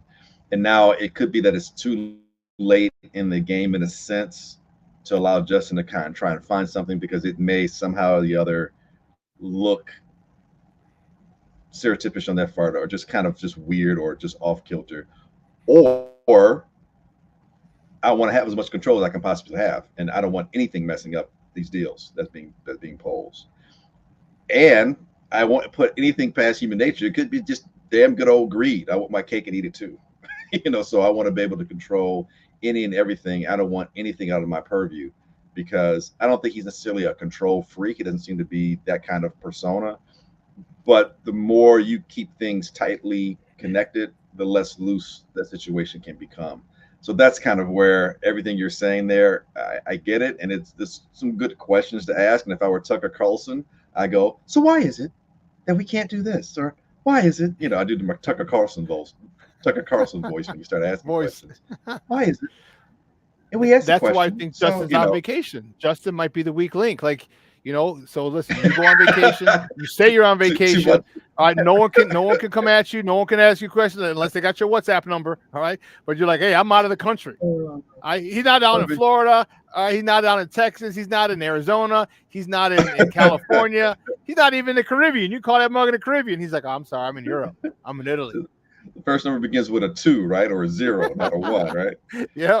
I'll put it this way, man. I as a person who wants to have things done right by Justin, and to me, being done right by Justin is invest in him. To me, that's the ultimate way to do right by him. But aside from that, I any inkling of a hope for me to have things play out a bit more fairly, and I really just want to see him get an opportunity. Really, it's a young man, 24 years old, through no fault of his own, he was put in a really bad situation, and he's being more or less put out to pasture because of things not completely in his control. Yeah, he could have played better, but how much better was he really going to play in that situation? When you're not coached well. But right, which leads me into my next point, because this is where I started getting upset. It's like, so why are we keeping Eberflus again? And I've been on record saying I think Eberflus and Justin both were in a bad situation. I think Eberflus was asked to sacrifice a lot. But why are we keeping Eberflus if we're going on from Justin? Because weren't you the same guy? By you, I'm talking about Eberflus. Weren't you the same guy that were in charge of a lead where you had 3 games, in those 3 games in the fourth quarter, you had a better than 90% chance of winning? Why aren't we holding you account? Why aren't you gone? Because this is your 3rd year. You had 2 years to prove yourself. And you mean to tell me that you couldn't do better with your defense? You were giving up 20-plus points a game. It was on a record pace or a broken record. And wait a second. Didn't you, Eberflus, look like a better coach once I got you Montez Sweat and some of your players got healthy? So if you're giving better players, conversely, you probably play better. And there's a crazy idea, Glenn. Holy I know, shit. Right? Breaking here on Sports Zone Chicago. So it's like, so why are we keeping? Couldn't I let you go for the same reason? And so consequently, now Eberflus's fate, at least apparently so, allegedly so, speculatively so, seems to be in the hands of a rookie quarterback. And so Eberflus may find himself in the same, like the Bears go 8-9. Are you keeping Eberflus? Because here's my other question. If we're moving on from Justin because of finances and because of there seems to be a little bit better talent in Caleb, why did we move on from Eberflus when you had coaches? You mean to tell me Vrabel's not a better coach than Eberflus? You don't think he's more talented than You mean to tell me Belichick, who's going to Hall of Fame, isn't more talented? You mean to tell me Harbaugh isn't more talented? So why didn't you move on if it's a matter of you want to upgrade? Because you're not moving on from Justin. Everything you just said, combine that with everything that I just said. Yeah, well, everything you just said, combine it with everything I just said, and all of a sudden now you look at shit thing a little different. Like, well, damn it, you're right. Because you're right. You know what? But you know what? Why keep him? Start completely new. You know what? Right. Dude, there had to have been. And guys, we're joined by Glenn Morgan, lead senior. No, it's NFL draft analyst at NBC Sports Chicago. All the above. No, I said D. David. Oh, D. All the above. You gave me all them choices. ABC. I'm like, it's D. All the above. He's a draft analyst, Bears draft analyst at NBC Sports Chicago. We're talking Bears football here on Shawn and Maya in the morning on Sports Zone Chicago. But all those things, dude, combined, it makes sense. Now, when you start saying why did you do this? Why did you do that? Why keep it? And then all of a sudden, yeah, but then why not keep why'd you get rid of the staff? Why did you now allow him to get a trade? Because the most important thing, you allow him to get a trade. Now, again, all these things, because the Bears even did it, not even Zach Wilson. Zach Wilson got to do it in New York. They told him, go find someone else. That would be, if I'm going to do right by you, I want to be like, hey, listen, you go find something and we'll holler at you. All right. We'll let you go out and get your stuff. Let your representation go out there. All right. Find someone and it'll be a spot that you want to go to. That's doing right by somebody. I'm sorry. With Zach Wilson, it's like, look, dude, you can't get out here quick enough. Go, man. get as much help as you can to get the hell out of here. Matter of fact, please bring us someone so we can just trade you. Right. Don't let the door hit you. Like, why are you still here? Look, I told you, go find somebody. Go, man. Go. Go out the door. So it's going to be, people are going to be upset. And you know what? I'll have to eat a lot of shit, a lot of crow if they end up trading them. And I'm okay with that. But there's just too many things, dude. And my thought was they had a conversation because when Eberflus was hired, all right, is upfront as transparent as Poles is with us, the fans and the media. You don't think he was like that with Eberflus, saying, "Hey, listen, bro, I'm gonna tear this shit down. It's a knife to your gut because you're a defensive coordinator, and I'm ripping this defense apart." Right. All right, you take that. I'll take the heat for that. We'll build that defense up. You take the heat for whatever happens next year in 24 or 23, past year. He goes, and then I could truly evaluate you in 24. All right. I got rid of all the dead cap space. All right. I'm gutting the defense. I'm not expecting you to win. All right. We got a quarterback, basically a rookie, but he's learning a new system with no defense, no receivers, Dante Pettis, Amir Smith-Marset. What's his name? You can stop there. I'm proud of you remembering just those two names. You already got me. You had me at hello. You know what I mean? So we're not going to win games here. Next year, I won't. If we improve, cool. But if we start losing, I'll go to bat for you. You won't get fired. But 24 is when I can truly evaluate you because I'll start building that offense. And what did RyanPoles always say? From Jump Street. I'm building through the draft. From Jump Street. He has never, ever, and he said it at first, not once has he wavered, bro. But you have the 9th pick overall. So are you going to get more with the 9th pick, or you can get more with the first pick? I'm not saying about quantity at this point. He's still being able to build with the draft because this situation is unprecedented. There's no way in the world he saw that he would have the first pick again. So you're in an unprecedented situation. Right. And you have another top 10 pick. And if you are able to trade Justin, you acquire a few more assets. I'm just saying, is it the haul that we're talking about? No. But you have an opportunity to build differently, but similarly to what you said, meaning that getting the quarterback, getting Caleb allows you, and I hate saying it, this whole, reset the rookie thing, but it is still a viable thing. So you're able to do that. You buy yourself a bit more time as a general manager as well. And you're still building through the draft because you have the 9th pick that you'll probably trade down to acquire a few more picks because he's done that before where he's traded down and gotten picks. So he can do that again.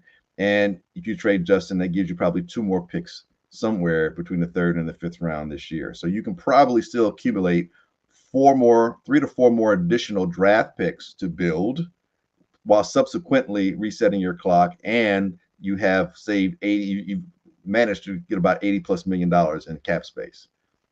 So you still are holding true to what you said without investing as much into what you said. I'm just saying, I'm being devil's advocate to what you're saying, because it's very difficult. Here's the other thing too.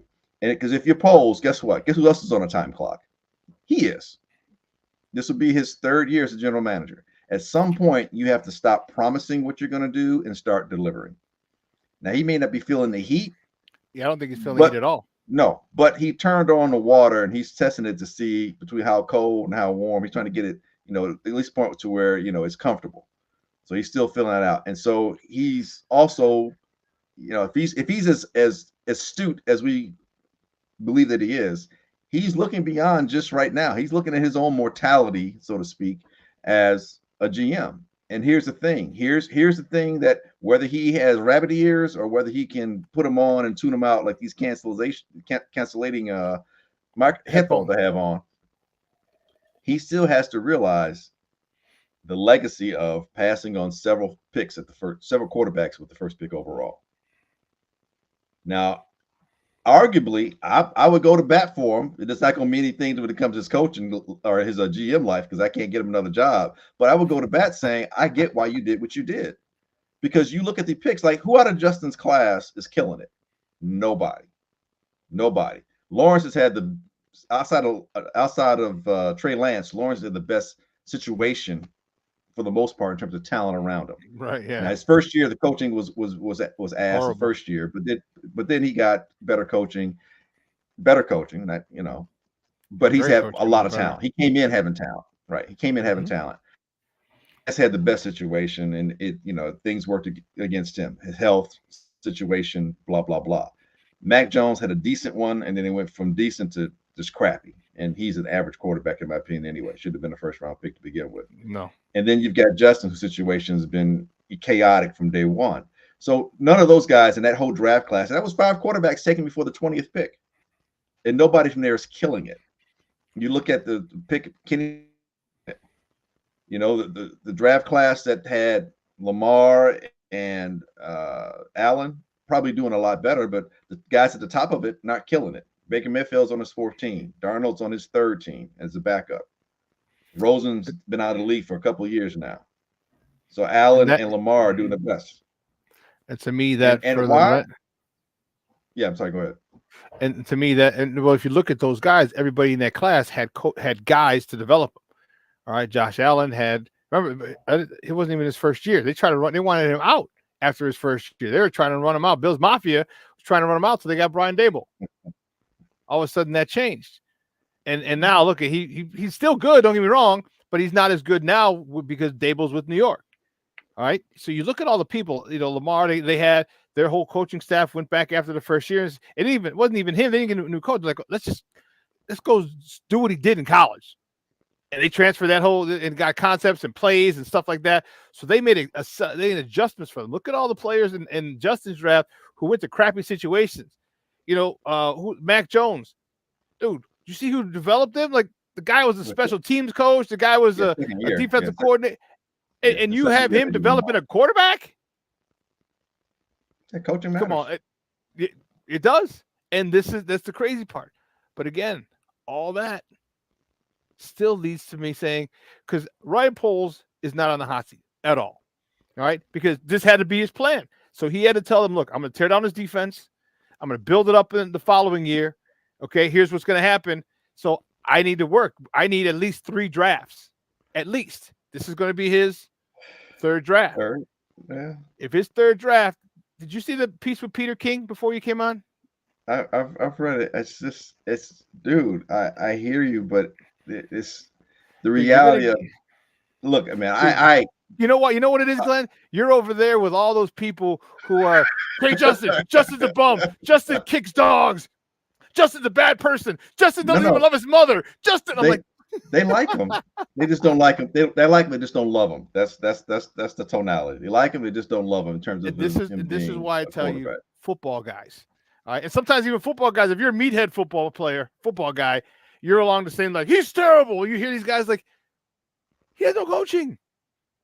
And when people claim, well, what does Justin need? Does he need all pro wide receivers? Does he need look what happened in college when he had top-notch talent. He went to the Natty. He went to the national championship game. So here's a crazy idea. Put top-notch talent around him and see what he can do. Well, Patrick Mahomes doesn't need it. He's not Patrick Mahomes. Patrick And Mahomes if you, had it for me, starting out, though. Pardon? Patrick Mahomes had it starting out, though. Bingo. That's, again, remember did I pull up the stat with you? Let me see if I still have it. When 5 years before, no, I think I deleted it. It's on my phone. The 5 years before Patrick Mahomes took over, okay, that's the key thing. Did he just come in and all of a sudden now the Chiefs were amazing? No, the 5 years before, they were 11-5, 9-7, 11-5, 12-4, 10-6. Yeah, they were playing. He didn't come in and all of a sudden make him a world championship team. No. He was the final piece. Yeah, cherry on top. Cherry on top of the sundae. But they had the team. And and RyanPoles has seen it. He's seen that. He knows it. He was part of the staff that drafted Mahomes. And they had Alex Smith. And man, I'll tell you. But here's the thing. Right there, what you just said. He's seen it. Now, what else did he see? He saw Mahomes come in, and he saw what was looked at in terms of how they assessed a quarterback and what they found to be the tools that could be useful in the league. And the one thing that Mahomes brings, the one thing that really sets him apart from a lot of other people, aside from his arm and that stuff and his heart that he plays with, because the dude plays with his heart out there. I'll give it to him. He is a true competitor. Aside from that, the elasticity of his arm, and not just the arm angle, because everybody can drop the angle, it's how he manipulates the ball. And it's almost like, for example, I say if you bring baseball in to understand what I mean by manipulating a ball, whether you're able to throw an off-speed pitch a certain kind of way, or more specifically, there are people who throw fastballs like Josh Allen, and then there's people who throw fastballs where it's just a straight line fastball, but then there are people who have fastball that has movement on it. You know what I'm saying? And that's the difference. Like his fastball has movement on it. And only that, but he's creative in what he does. There are times where he's running and on a dead stop, he'll throw it a certain kind of way that no one can see coming. Not to mention the no-look pass type kind of stuff. And Justin, for all his athleticism, and athletically, he is a phenom. But when he comes to throwing the ball, he has to have more straight line vision to throw. Now, Justin on his deep balls is as good as anybody in the NFL. One of the top 3 best deep ball throwers in the NFL, hands down. And there are passes, when you look at Justin just this past year, when he's throwing passes, especially to the back of the end zone and the corner of the end zone, where the defender can't do anything about it, and it drops right in, the receiver's hands. I mean, and he did it a lot last year. Just go back and look at it. So he's very good at that. But those passes aren't everyday passes in the NFL. Those aren't every play passes in the NFL. Every play passes in the NFL, or the bulk of them is what I'm trying to get at, are short to intermediate, and especially in the middle of the field. And Justin hasn't gotten to that point to where he can manipulate the middle of the field. That's where his biggest struggles are, and that's where he tends to hold the ball a lot more. So a lot of that to me is confidence. A lot of that is also coachable and correctable. I get that.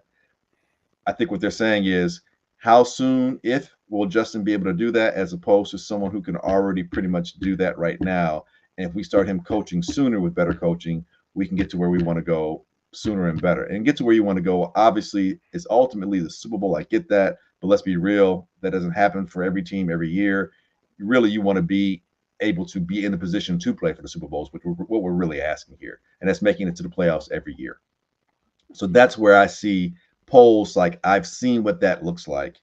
And I see where Justin is, and he's not quite there. And I've seen it for a couple of years up close.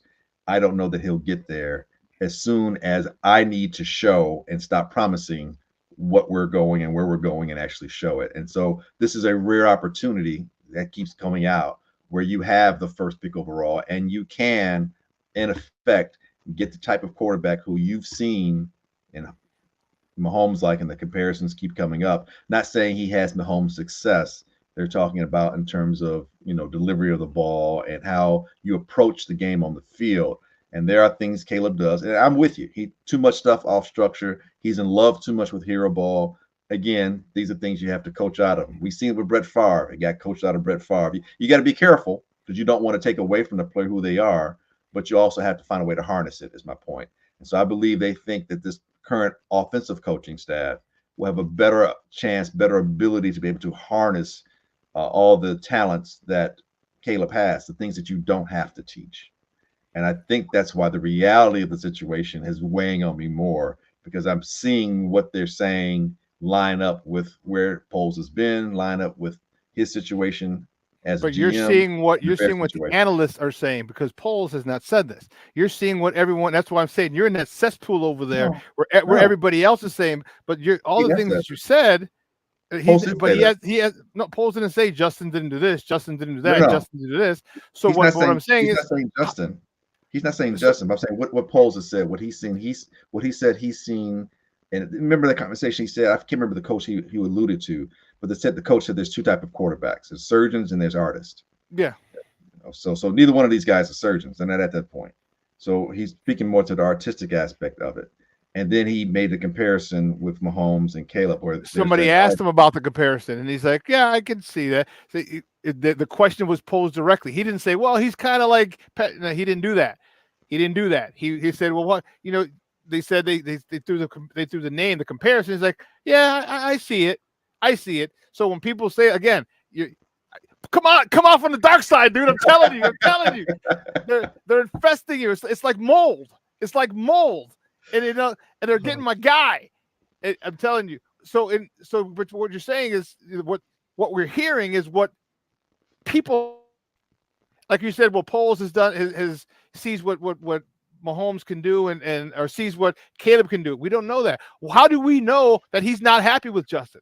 How do we know that in his breakdown of his college tape he loves it and sees his coaching and sees while he's coached what he can do? How do we know that? Do we know that he doesn't love that? We don't. We're going by what the media says. He's not saying it, but the media and everybody else are saying it because you're holding this to the chest. Because if you're doing this, if you want that pick, he's never said it in Justin's career here. I mean, before this situation with having the first pick has popped up with Caleb, he didn't say it last year. He didn't say it during the season.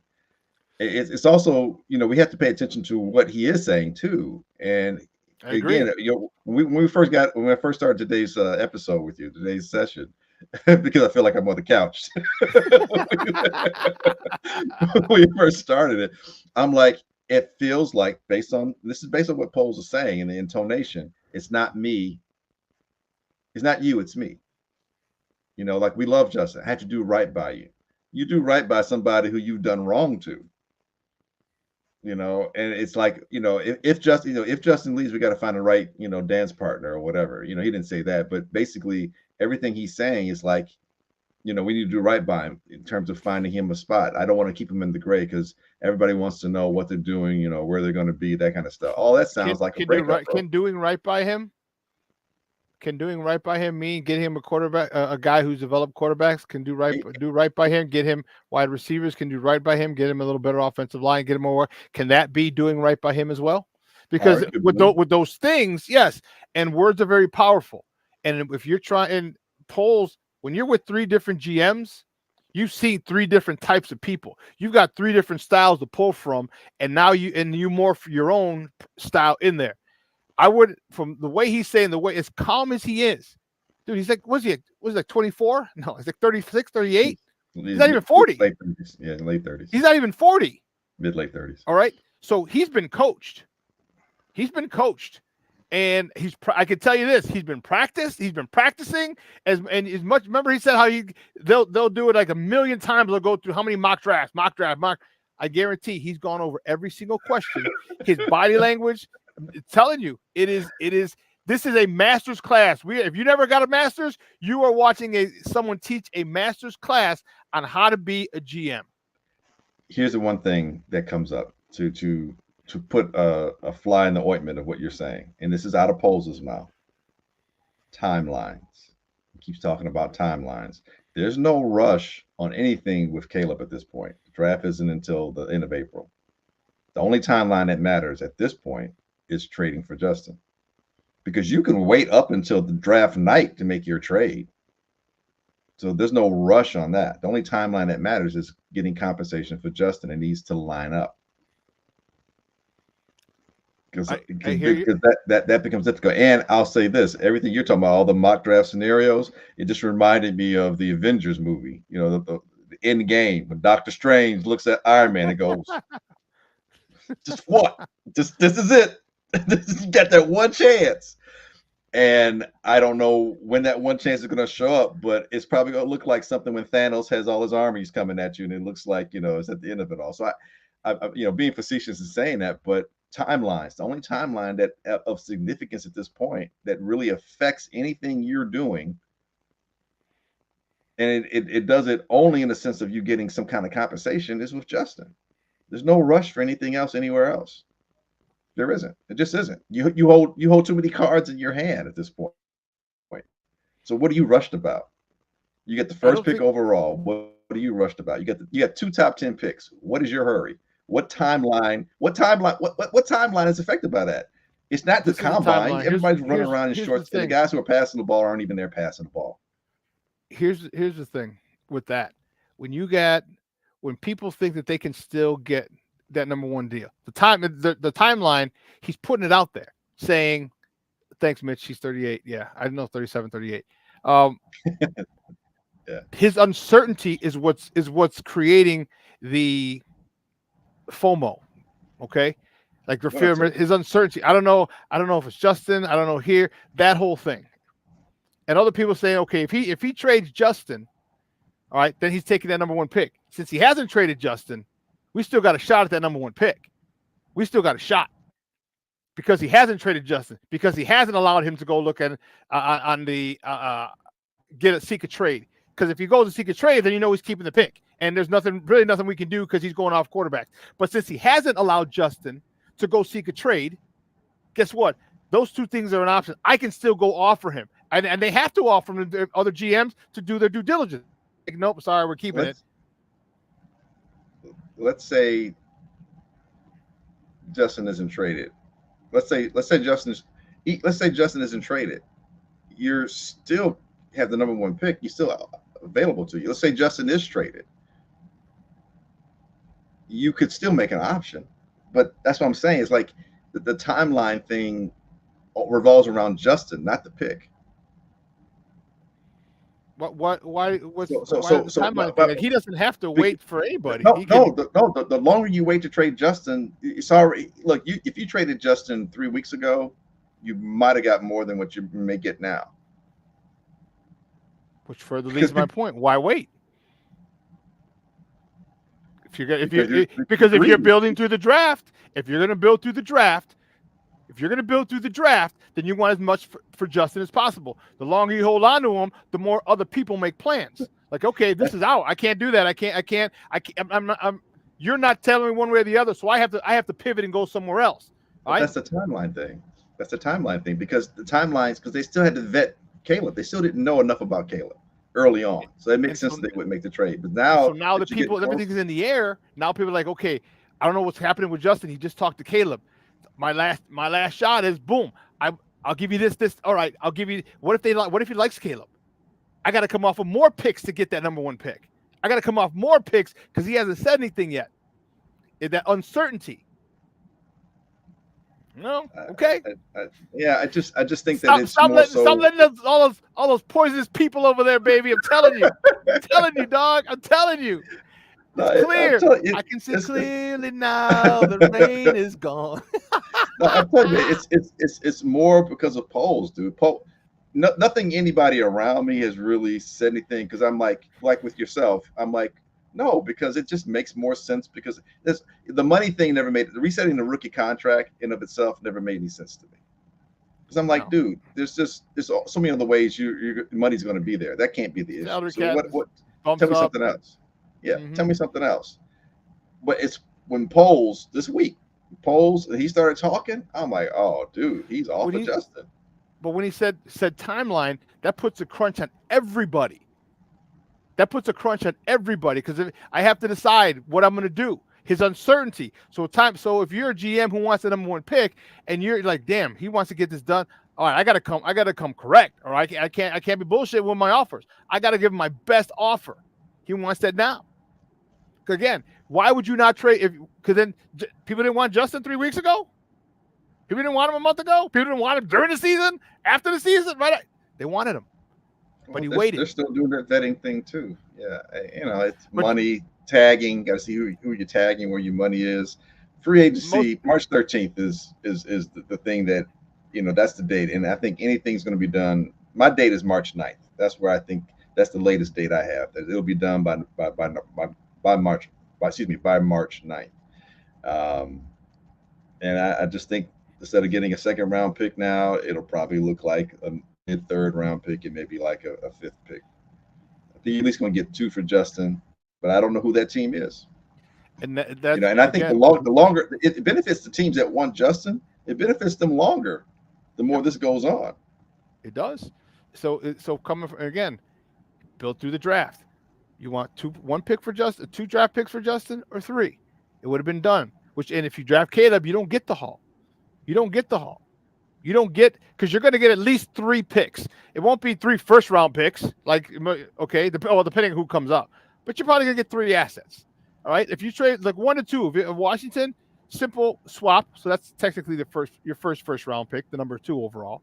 You get next year's first-rounder, and then probably this year's 2nd. So it's 3 picks because you're only jumping up 1 spot. But think of what you get on the other side, because now everyone's going to want to jump up to 2. Because Caleb's gone. Okay, well, the Bears don't really want – if they don't want Caleb, they don't want Drake May. So now who's going to come get – They'll take Jaden Daniels if they – or someone will come – well, someone can come up and want Jaden Daniels more. And they'll say, okay, well, what are you going to give me for that? What about the Giants at 6? What about the Falcons at 8? You think the Falcons at 8 would like him? Yeah. Because you want Justin, or do you and pay his $20 million, or do you want another guy? Another guy that you got for 5 years. This is horrible. Dude, I feel you. Look, at the end of the day, I hope he stays. I really do, and I hope that the Bears, not just for Justin's sake, but I hope he stays because that means that the Bears have truly invested in someone, and I think that will pan out over the course of not just this decade, remainder of this decade, but going into the next one and beyond even Justin's playing days. I said a long time ago, the Bears have an opportunity here, whether they do it or not, but they have an opportunity here to be like the Pittsburgh Steelers, to be like the Ravens, to be like how the Chiefs are now, to be like how the Packers have been, where you set up enough of a structure and a foundation that your success is continual. And you're not going to win a Super Bowl every year, but damn, Steelers have won how many Super Bowls? 6. The 49ers, right? The 49ers have proven that they're in the mix. They had Garoppolo, and now they have Purdy, and they made it to the Super Bowl. And them losing had less to do. Mahomes definitely had a factor. I'm not saying he didn't, but a lot of it had to do with the coaching staff kind of screwing themselves. I mean, and Shanahan should have 3 Super Bowl rings. I mean, you have a lead in 2. He had to lead all 3 Super Bowls that he was a part of as the OC for Atlanta and as the head coach OC for the 49ers the last 2 times. You had double-digit leads and you lost them. I'm not, Mahomes is great, but you helped him along the way is my point. But my point is, and what I'm trying to get at is that there's structure. A lot of these teams that I'm pointing out have structure in place so that even whether or not the likelihood of you getting a Mahomes is rare because he's already out there. So it's not like there's another one under every door, behind every door that you open. It just isn't. Mm-hmm. So what can you do to be successful continually? Well, those things you can have more effect on a consistent basis, and that's acquiring talent and then being able to be in a situation where if you need to matriculate and move on from the talent, you can do so, but you're still gaining some access to other talent. That's what Belichick did all those years. He took advantage of Brady keeping it low, but for 20 years, he kept turning around the talent, and they kept winning. So I'm just saying, we're in a situation where that can happen, and this pick can be because here, to your point, if they make the trade, let's say Washington gives them a haul, right? Washington is not going to be good the following year. You're going to get another top 10 pick, maybe even a top 5 pick. Exactly. If you made the trade with Atlanta, it may be a mid-round, first-round pick because they've got some talent on defense and offense. They're not in a good division and not a great conference, so they're in position to win better sooner than Washington. But if you make it with Washington, that's why I said earlier on, my one hope is Magic Johnson. That he keeps pushing it. That this is my one right here. This is my one. This is my one right here. Let's not forget, bro. Let's not forget. And also notice they were talking about the owner, the new owner, the majority owner. Was in all the meetings with the quarterbacks. He was in all the meetings, dude. Him with Magic Johnson. I'm telling you, people are gonna get mad, and I'll be saying, I have never wavered, and I'll show you every single, and it's all on tape right here. I'll tell you why they're going after. I'll tell you, the hometown kid. All right, the things and why Justin wasn't leaving, what the Bears, not what they did, what they didn't do. Well, and what they did, firing the whole offensive staff. Dude, I'm telling you, I'm not going to be a nice person to those Caleb cultists. All right, they've made this miserable. They divided our fan base, and we got some jag bags over in the Justin, pro Justin cult too. We do. All right, but not as much. Oh my God. And see, the problem with Chicago fans is like we've never had a quarterback developed. Okay, so when we get another guy, we're like, okay, good. He's supposed to be this. What did we do to Cutler?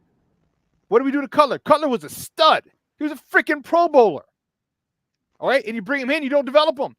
6 offensive coordinators in 8 years. So when the guy that we think is great is better, and he doesn't take off right away, we're like, get rid of him. It's like, you know what it is? It's like a woman who's been scoring so long, guys been dogging her out all the time, and she dates a new guy, and she sees one thing similar to the last 17 guys she's dated. I get out of here. She kicks them to the curb. Is what it's like because we're so PTSD'd, we're so scorned. Let it develop. You get a nice man. He's trying. Well, you didn't call me yesterday. Well, I was in an accident. Well, you should have called me from the ambulance on the way to the. Sorry, they took my phone. My phone was smashed in the crash. I couldn't call you. You know what I mean? Well, you should have asked them. They got phones. The nerd making up. You know what I'm saying? It's like, and that's what we're doing. Well, he doesn't do this. He doesn't do that. Well, he wasn't coached. Look what happened when he was coached in college. He did phenomenal. That's how Chicago fans are. And if we're just be patient. Axl Rose said it best. Patience. Patience. And get 7 picks we'll probably have in the next 7 first-round picks we can have in the next 3 years. How the hell? Name me a better way to build a team. Name me a better way. I don't. And that's why Poles knows this. And Poles sees it. So you're going to tell me you're going to turn – because if you miss on Caleb, and you could have had another 3 first-round picks, and you mentioned it. What happens if Washington sucks again next year and they get the number 1 pick? We don't need a quarterback. And after the quarterback class is great, but you're going to have someone jumping up to get one. Like this could be like herpes, the gift that keeps giving and giving and giving. I'm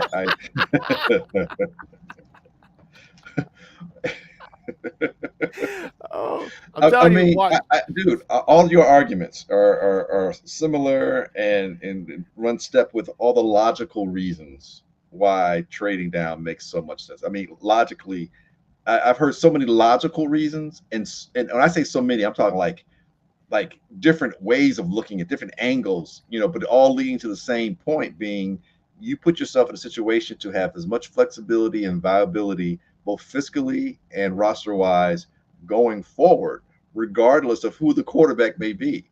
And the other argument is there aren't as many, but the pointed ones, you're passing on talent, blah, blah, blah.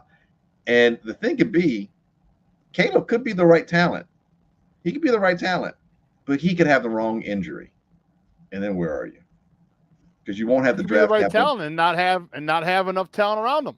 No, but what I'm saying is he could be the right person. You can have burgeoning talent. Everything could be moving forward, but if he has the wrong injury, meaning a career-ending injury, then where are you? Because you won't have the capital.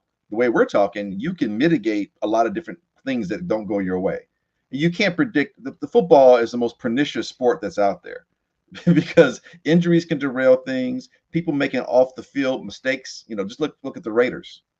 They got dismantled real quickly by two people making really bad decisions. Big time. People, money, attrition, just regular natural attrition of the NFL in terms of players wanting money, and then you have an affordability for them. All these things make it, very difficult to navigate the choppy seas. So how do you best navigate that? Build a bigger, better ship sometimes, something that can withstand the turbulence of an NFL season from season to season. And it seems, and as someone said it, I think Squalls, one of the guys watching today, said, drafting Caleb is a CYA move by Poles. And at the end of the day, as much as I like and respect what Poles has done, he's still human. And at some point, humans are going to human things up. And sometimes they do things that aren't based on our logic or how we see it, but based on the situation that they may find themselves in. No, I could see that. So it could be a CYA move. It really could be. And that it may come, sometimes it may come down to that.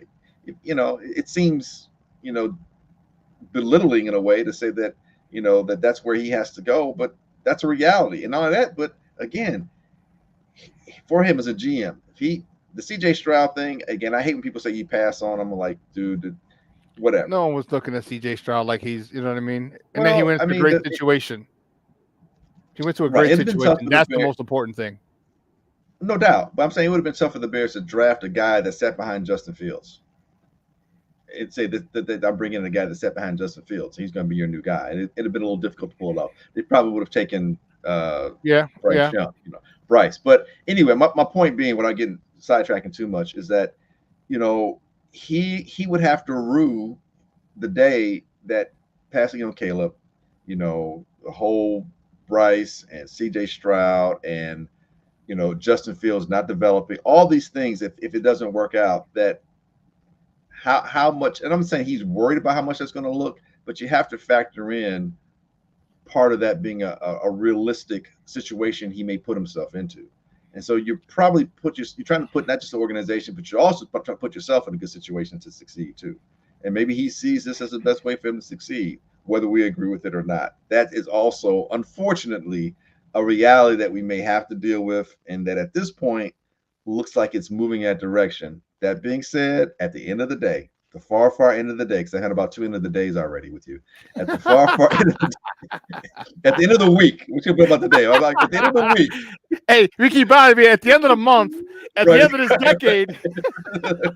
But at the end of the week, I would really like for the Bears to invest in their talent, to invest in not just Justin Fields, but invest in the Bears' future. And I think this first pick gives you the most latitude to do that. And so we'll see. But it's not looking good. But I'm holding out. I'm like this. I'm Dr. Strange right now. It's like fruit. All right, when one's rotten, all the others start to spoil. They get rotten. You got to get out of that bag, bro. You got to get out of the bag. You got to hang with your boy. You need positive reinforcements, dude. Everything you said says he's coming back. Everything, because and people you'll see it for what you want, because they want the new toy. Like, hey, Justin to develop. Well, develop them, stupid. But what did they do? They went and got a guy who developed quarterbacks, and all those quarterbacks that he developed were rookies. Yeah. None of them. Yeah, I Russell agree. Wilson. Yeah. Not that he didn't develop Russell Wilson, but Russell Wilson still had a good year with him. And then he developed Geno. We know damn sure Geno wasn't a rookie, and Geno came back on the scene. And then not only did you do that, you got Joseph, which is cool, but you got the Brown.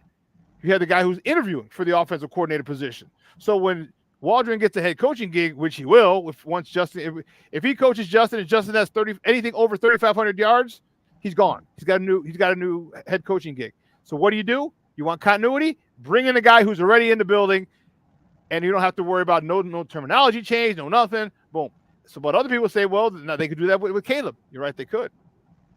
But you want to put that on? You want to put this team, this defense? Do you want to put that on the shoulders of a rookie? Like, you need to build? I don't think so. It doesn't. To me, it doesn't. That doesn't make sense to put that on a rookie, because he's going to have a 2-year window to struggle. You're going to say, well, CJ Stroud. Well, possible. Still didn't win anything, but you still didn't win anything. So what we're asking here is, by drafting Caleb, you're saying you believe he's going to get you to the Super Bowl and win it, because there's no reason why you would think that Justin can't get you to the playoffs. There's just no reason why, because that arguably could have happened this year if the coaching was a little bit better, and if Justin, a couple of if buts here and there. I mean, you're close enough to being 10-7, So you're trending up, is my point. Even with Justin, you're still trending up. So it can't be to get to the playoffs, because you can still see that with Justin. It's got to be that you believe Caleb is that much better and he can get you to the Super Bowl. Yeah. Otherwise, why are you moving on from Justin? Yeah, no, I agree, and that's the argument people say. For them, I'm like, well, what did he win? What did he win? What did he? My thing is, like, if he's generational, that means first of all he's getting a gold jacket. Like, he should get a gold jacket instead of a hat when he goes up to the stage. And secondly, if you're I've seen generational talents beat better college teams. I've seen Barry Sanders. I've seen Michael Vick. Michael Vick plays the same position as this dude. All right, and he damn near beat University of Miami by himself. All right, but he's beat people by himself. But in the Natty, it was Florida State. No. I'm saying because again, I remember him just running away from Miami DBs. Oh, okay. And they're just like, damn, they couldn't even. If you run away from Miami DBs, dude, you got a rocket pack in your ass, dude, because those jokers are fast. And I'm like, but so if he's generational, why can't maybe the team thing, because it doesn't work for Justin, but the bad team thing holds water. You get a bad USC team, and I don't know, you're USC, but that's okay. But then why couldn't you beat one of those ranked teams? If you're generational, why couldn't you beat one? Because like I said, I've seen Barry Sanders. You've seen Barry Sanders just run by people in college. You've seen Michael Vick in college. We've seen generational players. They've won games that they shouldn't have won because of their ability. That's it. But then they're like, well, exactly, because you can't now. Well, most of the games that USC won probably this year, you probably said they could have lost if it wasn't from Caleb. So maybe that's where he showed his, kind of like Cutler. Like, hey, any game Vanderbilt won, it was because Cutler kept you in it. You're not going to beat Alabama, but you can probably beat Mississippi State. You can beat Ole Miss. You can maybe get Auburn, catch them up here and there. Man, you mean you could talk football forever, but I got to run. I appreciate your time as always, man. Thank you so much. But before you go, let everyone know where they can find you and your work online and TV. Hey, most definitely here. Whenever Shawn decides he wants to have me on, I'll definitely be on the show. So you can find me on Shawn and the Meyer in the morning, no doubt. But reach me on Twitter these days. Real Glenn Morgan at True Glenn Morgan. Easy Smoking the GM podcast. Just go to your YouTube channel, type in Glenn GLYNN Morgan, and I'll pop up there on Football Night in Chicago, Under Center podcast, and all other medium streaming possibilities that are out there, man. So just hell, give me a call. I might pop up on your phone as well. Hey, I'll ask you. I'll tell you off the air. All right. Hey, thanks, Papa. I'll give you a call as soon as we're done. All right. Hey, you have a good weekend, and enjoy the warm weather. It's supposed to get warmer this weekend. So. All right, brother. Yeah, right. All exactly. Right, exactly. All right, man. Thank you. Yep. Peace. Guys, that's Glenn Morgan from NBC Sports Chicago talking. Just chopping it up with your boy, talking Bears. I'm telling you, Glenn, you got it infested. You got polluted by those people over there. Polluted. It's all right. I'm here to set you straight, Papa. I'm here to set you straight. All these little things that no one wants to look at. All these add them up. Hey, the old thing my guy always said, if you take care of the little things, there are no big things. All these little things that no one wants to look at. Yeah. Well, listen. What a phenomenal show. I want to thank my guy, Glenn Morgan, who you just saw right now, for coming on. Great conversation. It makes you think. It's making you think. And I'm telling you, when it happens, when they don't trade Justin Fields, watch. People be like, oh, but how RyanPoles needs to be fired. He's the worst GM in the history of the what? Mm-hmm. He showed you. He showed you. He told you. And I told you. I gave you hints. I gave you clues. Well, listen, I got to run. But you'll see me later today at 3:00. I'll be here on Shawn on my personal Facebook page. We'll be on our Roku channel. You can watch it on our Roku channel. I'll be with my guy, Nomad, talking more Bears stuff as well. 12:15, we have Second City Sports coming on with Lakina McGee and Sydney Brown. Make sure you tune into there. And then tomorrow, 11 a.m. to 1 p.m. Excuse me, that's a hell of a long show. 11 a.m. to 1 a.m. Tomorrow, 11 a.m. to 1 p.m. The Smoke Fellas are going to be here on Sports Zone Chicago. So for everyone here at Sports Zone Chicago, I'm your boy, the SuperBack, Shawn Sierra. Thank you for tuning in. I will see you later. All right, later today. If you're watching on on a Roku. Make sure you download the Roku stuff. You'll see me with Nomad on our phone. We still got to name that show. We'll get it. Don't worry. We'll get it. All right. Have a good weekend. I'm your boy, the SuperBack. Sports owners, I love you and I appreciate your support. I'm out.